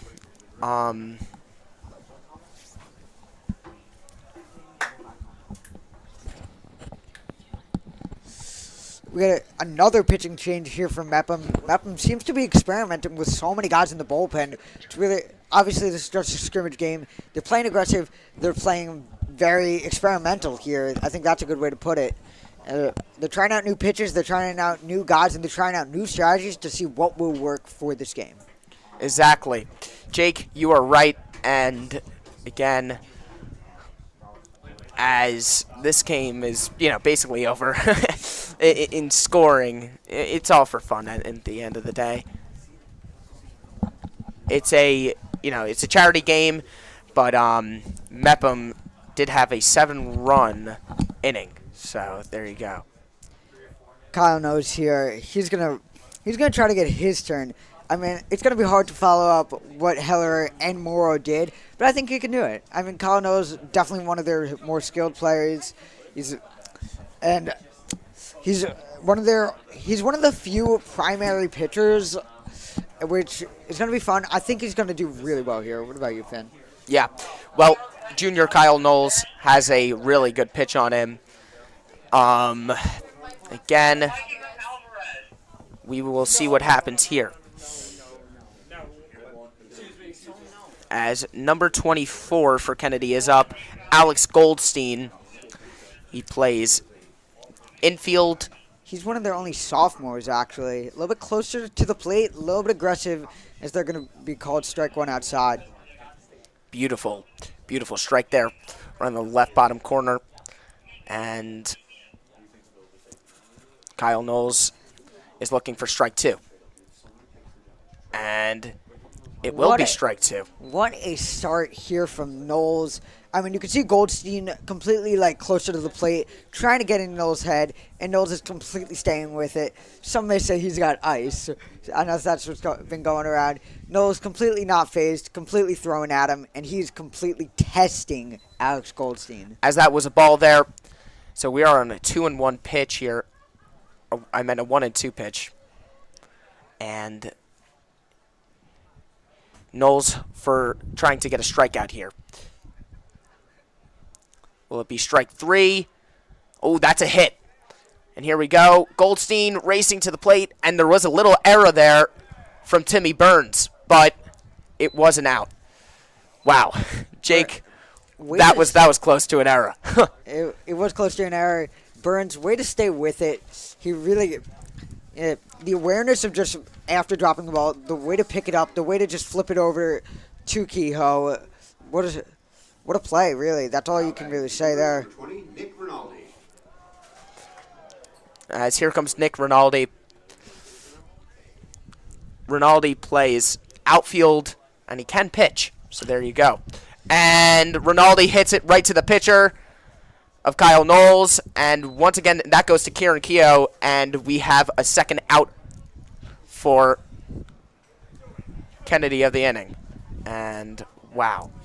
And I think that's one thing Mepham should pride itself on, especially the defense, especially in the infield. I mean, you just saw Knowles, Burns, Kehoe. They're all making big plays. They're all completely staying with it, and that's one thing Mepham does really well. Well, here comes number 77 here, Dante Di Martino. He plays on the infield, and he's looking to get a hit for Kennedy after it's been a bad inning for them on the hitter side for batting. I mean, he's also someone going to college. He's a senior here. He's going to Providence next year. He's usually a great teammate. I heard he's a very big dugout guy. The teammates usually love him, and he's a great player, so we'll see what he does here. Knowles, and that's a strike. And I mean, look at Knowles, man. He is just doing so well, completely settling. You could see most of the people being so close to the plate, trying to get in his head, and he's completely not phased. Beautiful pitching by Knowles, and almost going to get the third out. That's going to be fouled back. Foul ball there from Di Martino.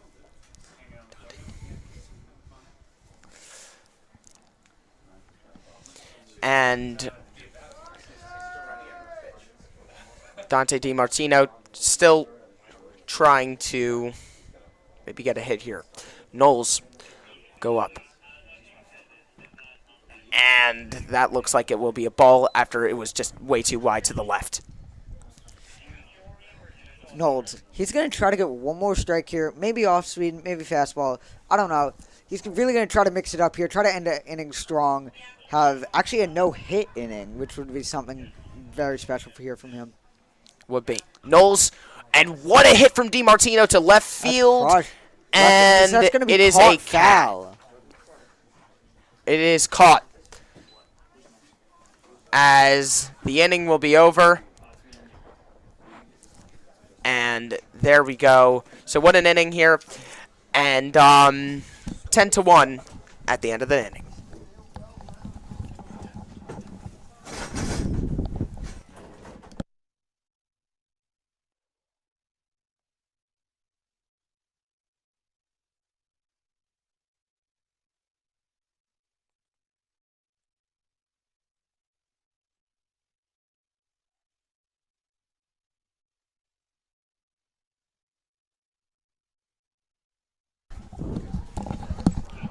So we are here back as now I'm alongside Sean McQuillan, the producer. I've heard that you've had a very crazy day. You've been up and down, running back and forth, and I can't thank you enough for your amazing efforts so far today. How you doing so far? You know, Tyler, I'm pretty tired. This is the first time I've sat down in since 2:15 actually. This is one of those nights where it's what we like to call a sling shoot. It's the Wi-Fi connection is usually not the greatest, audio problems, technical difficulties, the huge if you've been watching all along.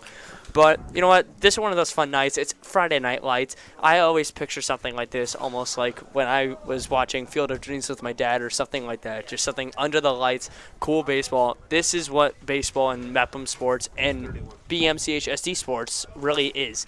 Under the lights, two teams. We were in both dugouts. I had the chance to see both dugouts. Everyone's getting along. Coaches are just having a great time. They're messing with their players. It's a great night so far. It's great to hear. I mean, I'm happy that you finally get a chance to sit down after running back and forth. But how has it really been like being in those dugouts? You get to really see kind of the ins and outs of what's been going on through this game. And even though the score isn't exactly close, they're still trying to play to win. And, really, what have you seen that just could really, whether really cool or whatever for, really during this game? I'm not going to lie. Both dugouts seem quite interesting, to say the least. When I was in the Mepham Pirates dugout, I have a bunch of friends on the team.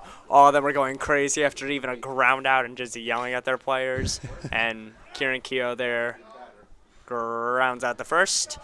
There's one away, but you know what? I also went in the Kennedy dugout just for a few minutes, and even the atmosphere in there is great. Both teams, it's Friday night.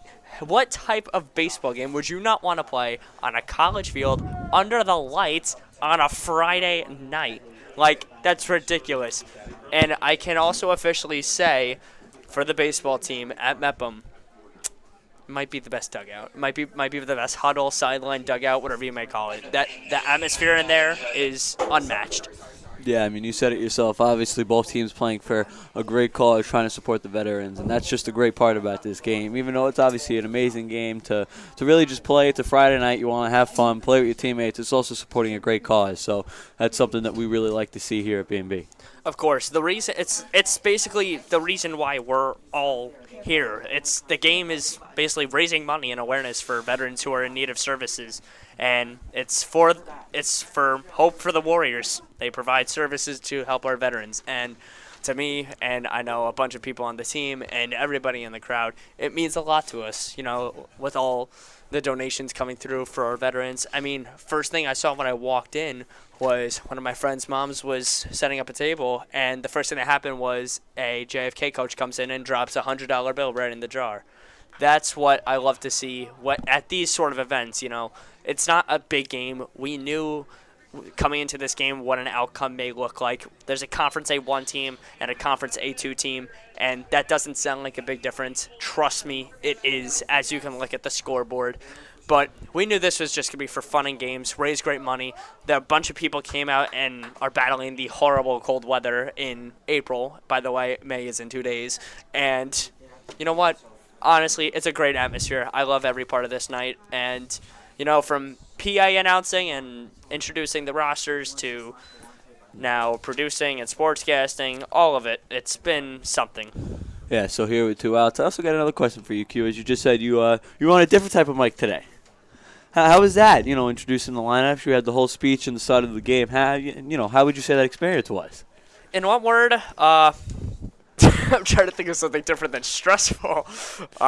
We didn't do too bad. Sort of intimidating, I mean, this is what we signed up for. We signed up for Bellmore-Merrick Broadcasting. If you wanted to be on front of camera, you can't be really that scared to speak to people like that.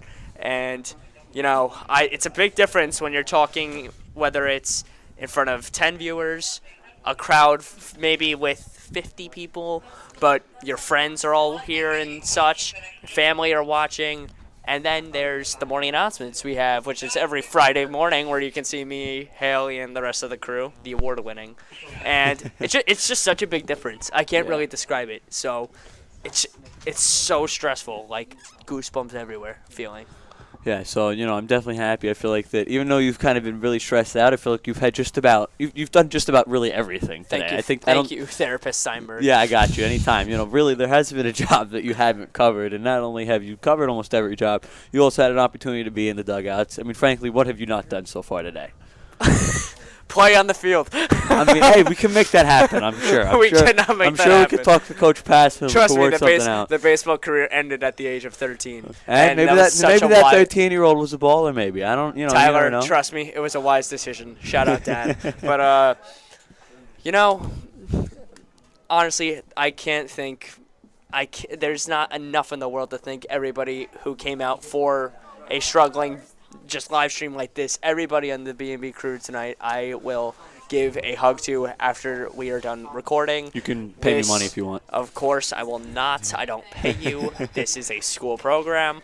But honestly, I could not be prouder of everyone. Everyone is doing their role. No one is slacking. I'm proud of every single person here, and especially a huge shout out to Mr. Russell and Mr. Stein for helping this be really possible for us and the rest of the program. Yeah, obviously, those are two of the guys. As much as we like to do as much as we can to help out, those are the two guys that really make sure that things are running well and really well enough to air. And even though we've had a lot of issues, frankly, overall, we're having fun over here. It's baseball games for a good cause, so we can't thank them enough. So 2 outs here with 1 strike here. So Bloom looking to try to get the Cougars out of this half of the inning. Man on first. I'm not gonna lie. The game so far is the score does not look too pretty. I'm not gonna lie. Yeah, I mean, that top of the 4th inning, the Cougars really wish they had it back. A lot of unlucky bounces. Just about almost every Mepham hit has really just been some sort of ground ball, and just whether the Cougars have been in the shift and something's just gotten past them. So definitely a little unlucky there. That's going to be a strikeout. That's going to retire the side. So going into the bottom of the 5th inning, we have a 10-1 score. Bottom of the 6th. 6th inning? Oh, Tyler, sorry. I just got on the mic cold. and I already know the inning. It's cold. The wind. The cold does not affect your eyesight. The wind's messing me up a little bit. You know what I'm saying? The wind, hit my head a little too hard maybe. I don't know.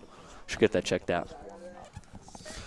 And Tyler, I don't mean to interrupt you, but one of my good friends, Christian Galante, is taking the mound, and he's not just taking the mound, he's taking the mic.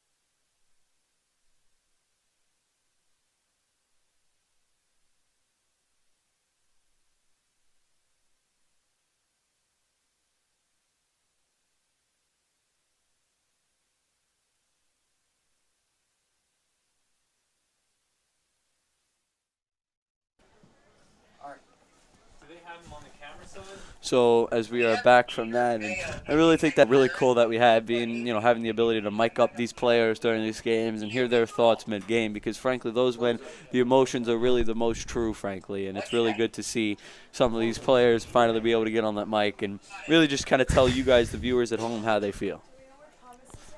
So here as we get ready for the bottom of the 6th Tyler, inning. sorry I wasn't listening to you there.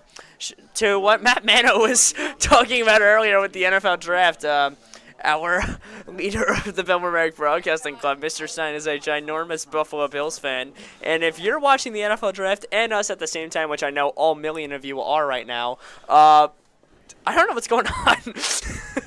Yeah, I mean, frankly, I've been behind it too ever since we got on the mic, and Bills stretch Giants. I can guarantee you right now that it's been a lot of back and forth between this and the draft, as Mr. Stein is currently, watching that computer waiting for the Bills pick. If we had a camera in here, I would get a shot of this right now. Oh, this is like amazing. His face is priceless. I mean, if we could get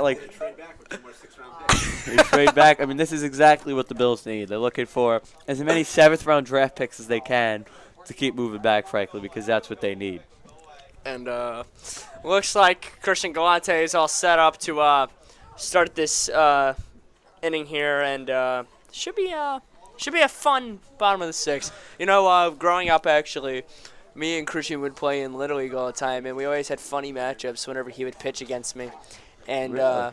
I remember the first time I actually ever got to talk to him or meet him was we only play 6 innings in Little League. It was the bottom of the 6th. There was a runner on third, 2 outs, and I was up.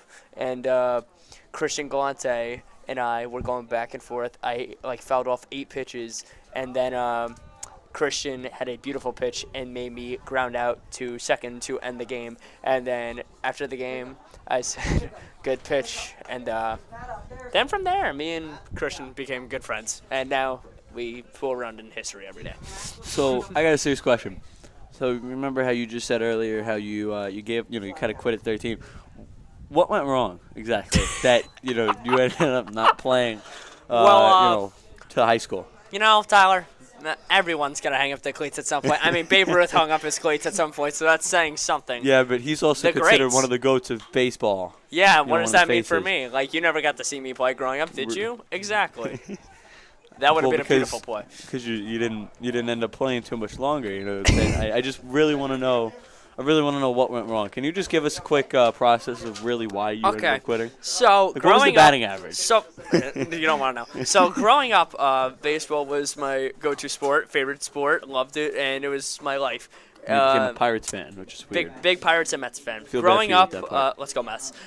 Growing up, I was pretty good for my league of where I was in, and then over time I developed some pitching, and I actually became a pretty decent pitcher.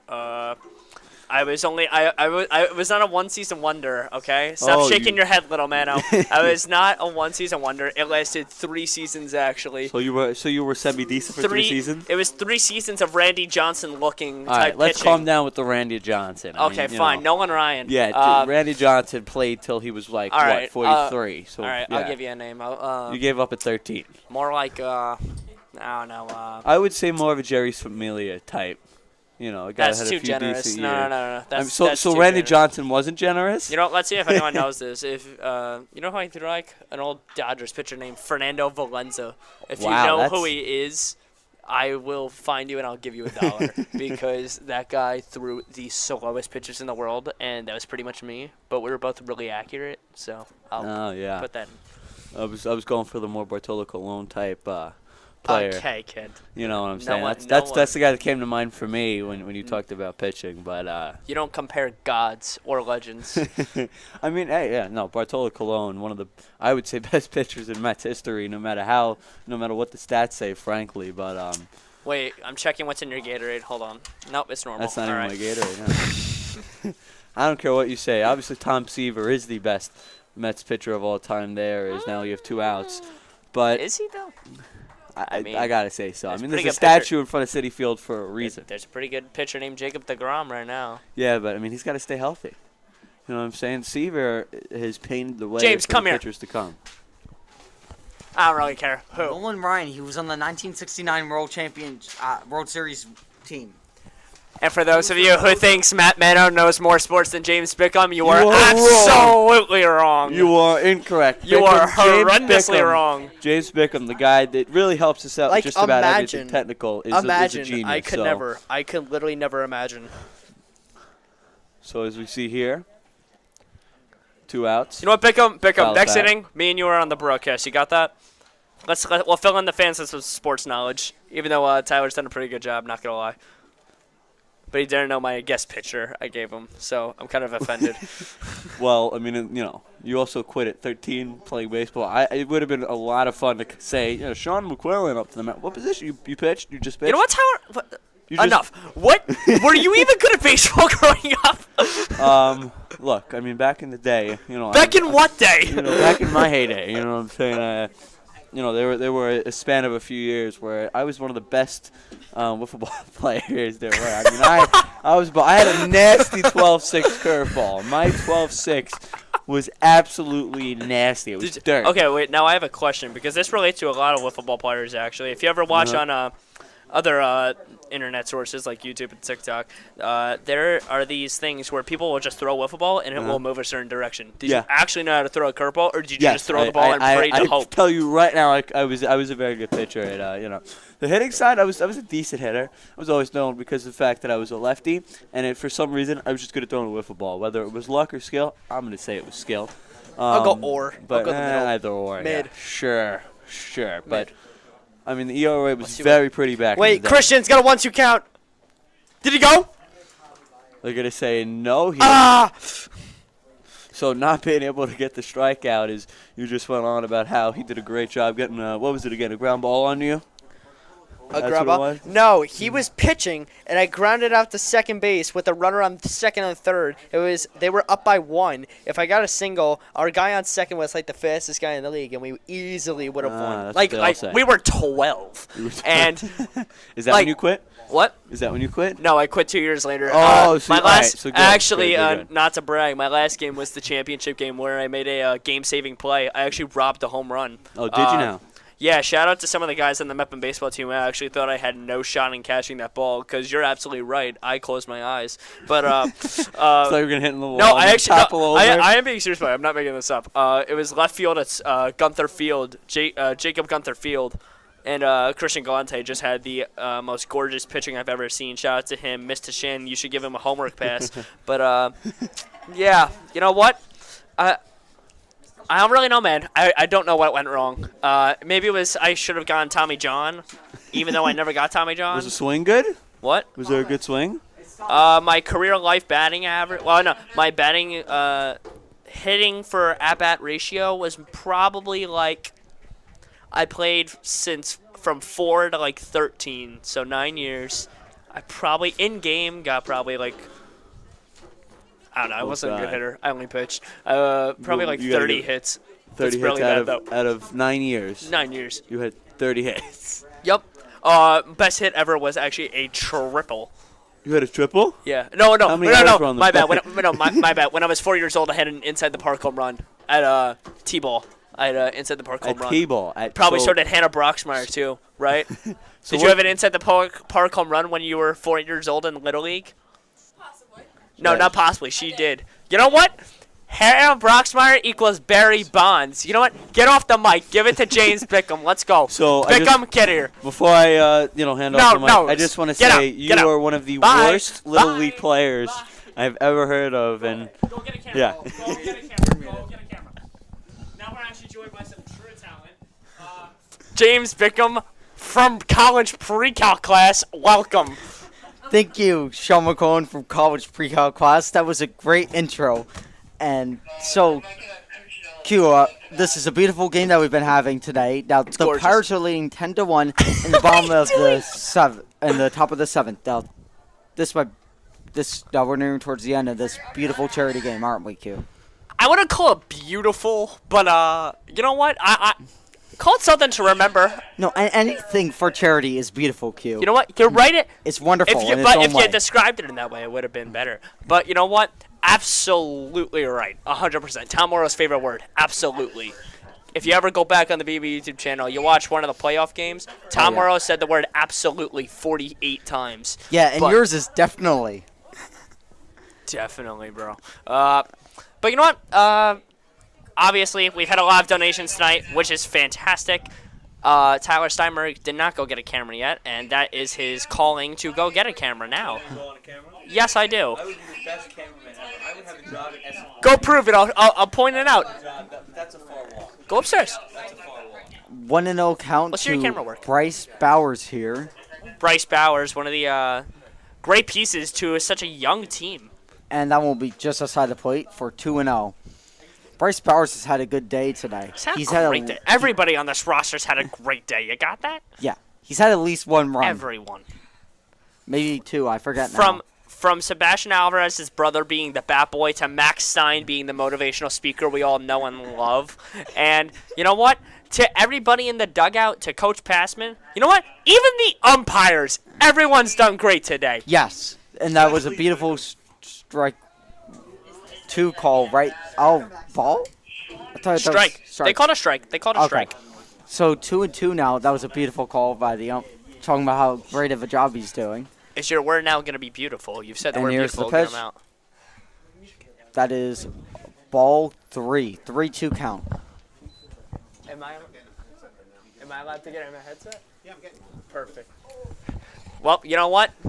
Why not have 3 people join just to make Tyler feel absolutely worse about being kicked off? Yes. He's going to be placed by 11-year-old Max Stein. 10-year-old Max Stein will be 11 in how many months? He's counting. 5. 5 whole months. Can you believe it? Tyler has no reason to be embarrassed because Max Stein is the most talented member of BMB by The far. most talented, the guy's the future Kevin Harlan of the world. Exact. Well, Kevin Harlan, come on, you can give him Joe Buck. You can give him Joe Buck. You think he's good enough for the multi-sport world? He's good enough for the multi-sport world. What are you still doing here? You said Kevin Harlan. Okay, wait, hold on. Tyler's got to say I something. just want to say something real quick. You can talk, all as much as you want. I'm just gonna, Max is gonna take your job in the future. You're gonna be working at wherever you're gonna work, and you're gonna see Max Stein walk through those front doors, and you're gonna see him walk in like he runs that place. Even with a 7-year age difference. Doesn't matter. Doesn't matter. You're gonna be there. Bruh. He's gonna show up. Can someone tell him to go get a camera? All right, so someone just get Tyler out of here, and now it's a 2-1 count to who I believe is Michael Cuccinella for the Pirates. Here comes the pitch. That will be a 3-1 count now. I believe this is Sean Vining, right? Yes, it is. Sean Vining. He actually moved here in 10th grade, so he's had a new impact. And now, ladies and gentlemen, the moment you've been waiting for all night long. You just heard him say base hit. The GOAT of broadcasting, Max Stein. Can everyone in the press box give a round of applause quick? Yeah, Max. Thank you. Max, you came here a little late in the game. You came here when the Pirates had a 10-1 lead already. What did you were in the dugout? How was it like? It was really fun, it was like everyone was kind of like 10-1 lead. It was like fun. I got to throw in the bullpen with the Nice. Did you show off that 99 mile an hour fastball? But everyone was really nice, and it was like a total blast. Great. And you know what? You're a future baseball player in the making. I hear about your success every day. Do you think one day you see yourself in the shoes of them, of playing high school varsity baseball? Well, that's just one step in the end goal to make the MLB. MLB, of course. And now, could you comment on your 2-home run game recently? Yeah, let's talk about that. Yeah, it was great. It was like, opening day, and I got one last year, and then I'm like, all right. What team are you drafted by? This kid just said he's getting drafted by the Yankees. Maybe he can help their pitching. Bold prediction, but let's great. see if it comes true. I mean, only 30 teams can get him, right? All dreams can come true. Only 30 teams. That's true. All 30 teams have to decide if they want Max Stein. And Well, he's going to be number 1 overall, right? Of course. What about me? What about the new pitcher coming into the game? Thank you, Max. Finally talking about the game a little bit. I do not know. See, he's getting us concentrated on the game now. See how brilliant Max Stein is. Number 8, Grayson Goodstein, who pitches very little, but he will be pitching, and he's back in the game. Now, And Finnegan Corcoran Dolan's now our new PA announcer, so if you hear someone loud on the mic, it's Finn scavenging for the pitcher's name, even though I just said it. But, you know what? Yeah. So, Max, let me ask you still. For the viewers at home who don't really know it, we, in our B&B program,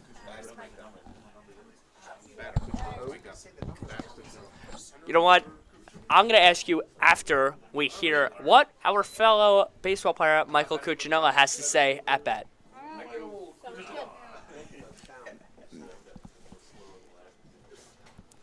Are we muted?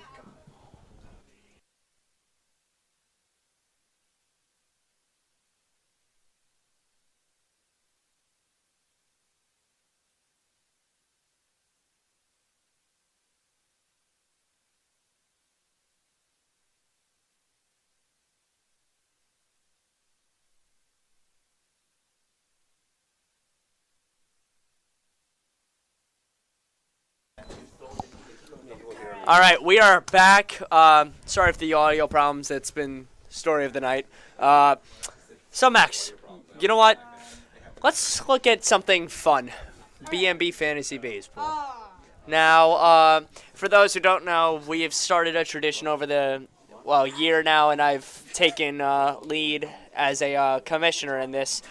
Fantasy baseball. We have a huge sports program. Everyone loves baseball. It's our main sport. I think everyone loves and knows. And you know what? We needed an extra spot. And here's a wild pitch for ball 4. Thank you, James. You're and welcome. Who do we have move into the league? Max Stein. What do you think of your team? We're winning the championship. I mean, like we got speed. Oh, you know the guys. It's Were. Oh. We got speed. We got power. We got average hitters. We got guys who are gonna hit runs. We got guys who are starting consistently, and the pitching is dominant with pitchers who can close out the game. And It drops Just foul. fall. That is TJ Cohen, who was mic'd up early in the broadcast and was absolutely hilarious and made me crying laughing in the dugout. But who's your best player? Tell me who your best player is. number 2 selection overall in the draft. Who was it? Jose Ramirez. You took Jose?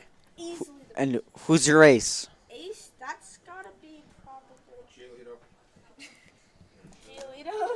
But it could be also Ronald Acuna Jr. He's a good contender for us. That ball is smoked in the gap by TJ Coyne, one of the farthest hit balls tonight. It's caught and Nice tag. Runner's going to tag up. runner will tag up. Bryce Bowers with the tag there, and That now was it's 2 away. That was Sean Vining. I was on by. Mepham Pirates now have runners on the corners. Right now, runners for the Pirates and find out who's up in just a sec. So hard with the no jerseys, but the Pirates elected to wear the gray Mepham baseball shirts because this does not count towards their records. It is a scrimmage, but obviously there's bragging rights. And a little high at the head. that almost hit him. That almost did. If I'm him, I'm charging them out. Yeah, Charging them out. You know what? I like your mentality. Yeah, that's a little aggressive there, Max. If that's a real game, maybe, but it's scrimmage. We've seen the repercussions of charging the mound when you don't even hit the batter, though. So maybe a little too aggressive there, Max. I mean, hey, I have not seen warnings established yet this game, so yeah, that's a fun one. Yeah, maybe that is a little too aggressive. Yeah, Goldstein's gonna wind up with the pitch and we'll hold the swing Catcher there. almost throws. But it's a cold strike 1. 2-1 count now here. Looking for the last Mepham run in this, possibly the last Mepham run in this game. Here comes the pitch. Wind up. Pitch is a little low in there. It's going to be ball 3. 3-1, hitters count. Now he's in a perfect slot to take a swing at whatever pitch he likes and try to get a run in here. In the top of the 7th. It's a charity game. Might as well have a little fun, you know? Right. And they call a strike. Hey, it might have gone in the corner of the plate. You never know. Yeah, it's hard to tell from the Spurs' eye view, kind of. I'm You have to sorry, go down we there have in the Ryan Maher who wants trenches. to say something quick. Go ahead, Ryan. This is Ryan Maher, everyone's We know. sportscaster. No. That's I a just have lie. to say something on behalf of all BMB sportscasters. It is a pleasure being in the essence of Max Stein, the MVP. I mean, like, we already kind of said that. And now that ends the inning. And now we have The Pirates. and Pirates are coming into the field, hoping to, is it last inning? last inning. Hoping to close out this game for a win. And now that was a great job of the relief pitcher. Did not allow any runs. He came in and was a clutch What were you talking about pitch miking up? in the clutch and just completely led the way to get out of that situation. I mean, he could have very easily given up a run there, but very fortunate. All right, so now let's focus on the game for a sec. It's the last inning, bottom of the 7th. Scores 10-1, and our cold night is going to come to an end soon, Bickham. It is, And you know what? unfortunately. This has been a memorable one, to say the least. And now Chris Galante looks like he's on the mound instead of The man, Peter the Mayo, myth, who the legend Christian Galante is on the mound. This kid's got potential to be something big. I hope you know that. Maybe he'll come in Big. for a relief game relief in a blowout this season. Can I be mic'd up in the dugout?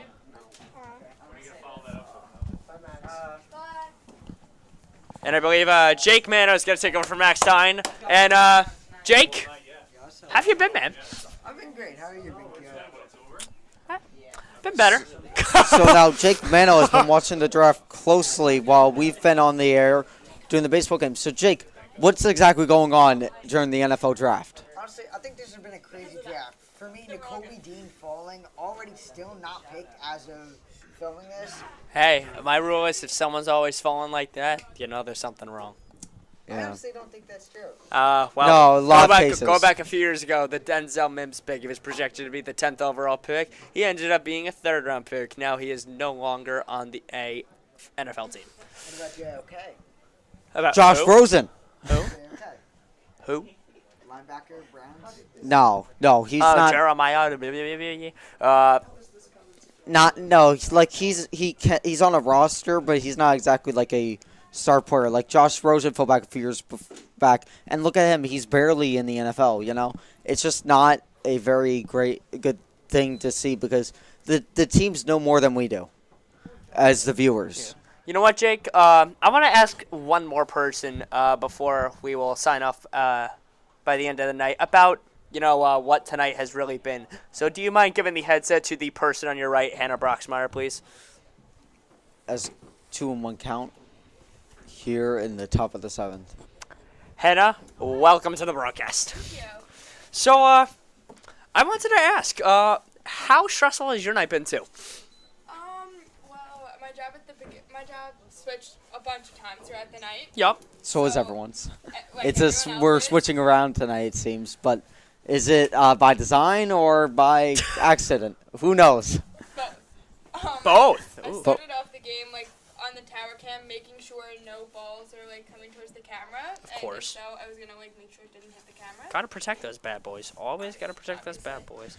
Or our camera up. We have to protect Jacob Sardui up there too. I mean, he's the future of BMB. of course. And then I came down here to switch around the cameras, and now I'm producing while you guys have the mics. Excuse me, you're talking on the mic too. So Yeah, you're not producing. So My man Thomas is right now. Coming from a big baseball fan, obviously, in Hannah Broxmeyer, what's your favorite moment been tonight? Was it the sling going out? Was it the fly out to center field? Or the great performance from Jack Heller, the starting pitcher? Honestly, my favorite part of tonight was hearing Max Stein on the mic, obviously. That just happened 3 minutes ago. You're telling me your night was that bad? Are you saying that wasn't your favorite part? All right. What?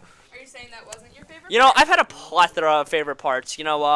From finding where the actual stadium was located on the Waze app because that wasn't friendly, to hearing the 10-year-old myth, legend, whatever you want to call him, just speak in my presence is just mind-boggling. I don't know how it's possible, but and having technical difficulties is always fun too. Oh my God, it's time of my life.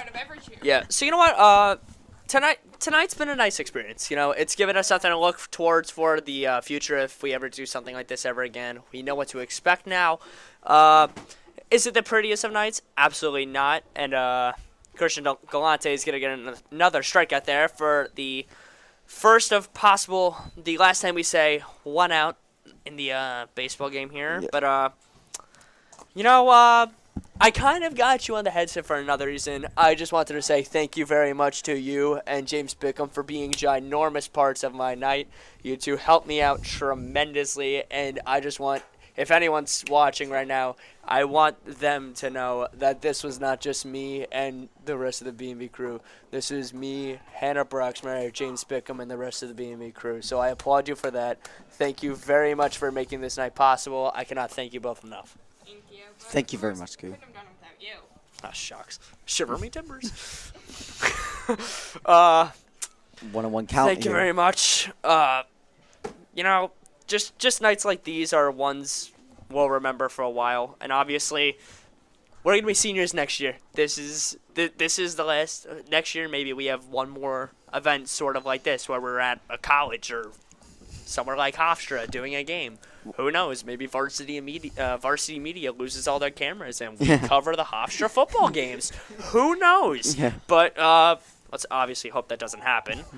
And diving play doesn't go there for Stephen Mulqueen. And he's going to get it in quick. Stephen not happy. We, as the last hurrah, we have to have you and I on the mics for a whole game just talking and having a guest like we just did with Max Stein and Hannah Broxmeyer, kind of like Peyton and Eli. I think that would be a fun shoot to have, especially like tonight's just a fun night. It's not a serious game, so we're able to do stuff like this. We should have a night like that next year. Yeah, a night like this would be fantastic next year, just something like this. It's Friday Night Lights. We really don't get much games like these. I mean, when was the latest you've ever been at a shoot for BMB? It's already 10:01. Close to 11. That's probably about the same. 11? Well, next year you might not be because we are going to STN if we raise $36,000, which brings me to my advertising point because I totally just came off of it on the top of my mind. We have our Applebee's breakfast on May 15th. Come on down, please. Applebee's in Bellmore. You can see me, James, Hannah, and other B&B stars working, serving delicious breakfast. And once again, come on down to help us raise money towards our trip to STN in Long Beach, California. That's right. Also, on June 1st, you can join us at Chipotle for our other fundraiser. What? What? Kennedy's had a lot of action this inning, as you can see. Bases are juiced. Do you know what bases juiced means? Guessing bases loaded? I'm so proud of you. Yes, the bases are loaded. And let's see if maybe Kennedy can rally a 9-run comeback with 2 outs left in the game. Galante was doing great for a while, but it seems that Kennedy has caught up to him, and now we're in this situation here. Bases loaded, 1 out. Well, if anything, I know Christian very well, where he doesn't get under stress in many ways. He's very good at handling pressure. He's very good under pressure by that. And I think he'll get out of this. I bet you getting a nice double play. Diving play there. They get 1 at second. Was almost close with my call. Yeah. But too bad it had to be a diving spot. If it was a little more in the direction of the third baseman there, they would have had it. Well, now we have made it, folks. 2 outs remain. Excuse me. 2 outs left in the ball game. It's 10-1 Mepham Pirates on top of the JFK Cougars. And once again, cannot thank everyone enough for helping raise donations to those veterans who came, those honorees who we really honor and think are special. Thank you, Jake Mano, for telling me the Mets are winning. No hitters, it's 7. Fantastic. But I really can't thank everyone enough for coming to a special event like this. This means a lot to, many of us, many of our families, friends we all know and love. And obviously to the Hope for the Warriors Foundation, we hope we did great with our donations and helping out the providing just relief and awareness to all these honorees who came tonight. And I apologize to everyone for Jake Mano saying the word you don't say in a game like the Mets are having. Yeah, he just jinxed it. Thanks, kid. Yeah. Go knock on some wood. Maybe I'm going to end up crying now when I get home because the Mets lost. But I won't cry. But you don't say the word, You know what? Jake. This has been a the great word. night, and we have an 0-2 count. The Mepham dugout is loud. Can Christian Galante strike out? He struck him out. Christian Galante with the Game. save, the first of his high school career. They won by 9. It still counts as a save, right? Christian Galante picks up a terrific performance in this one. Hannah, thank you very much for joining us on the mic. Me and James are going to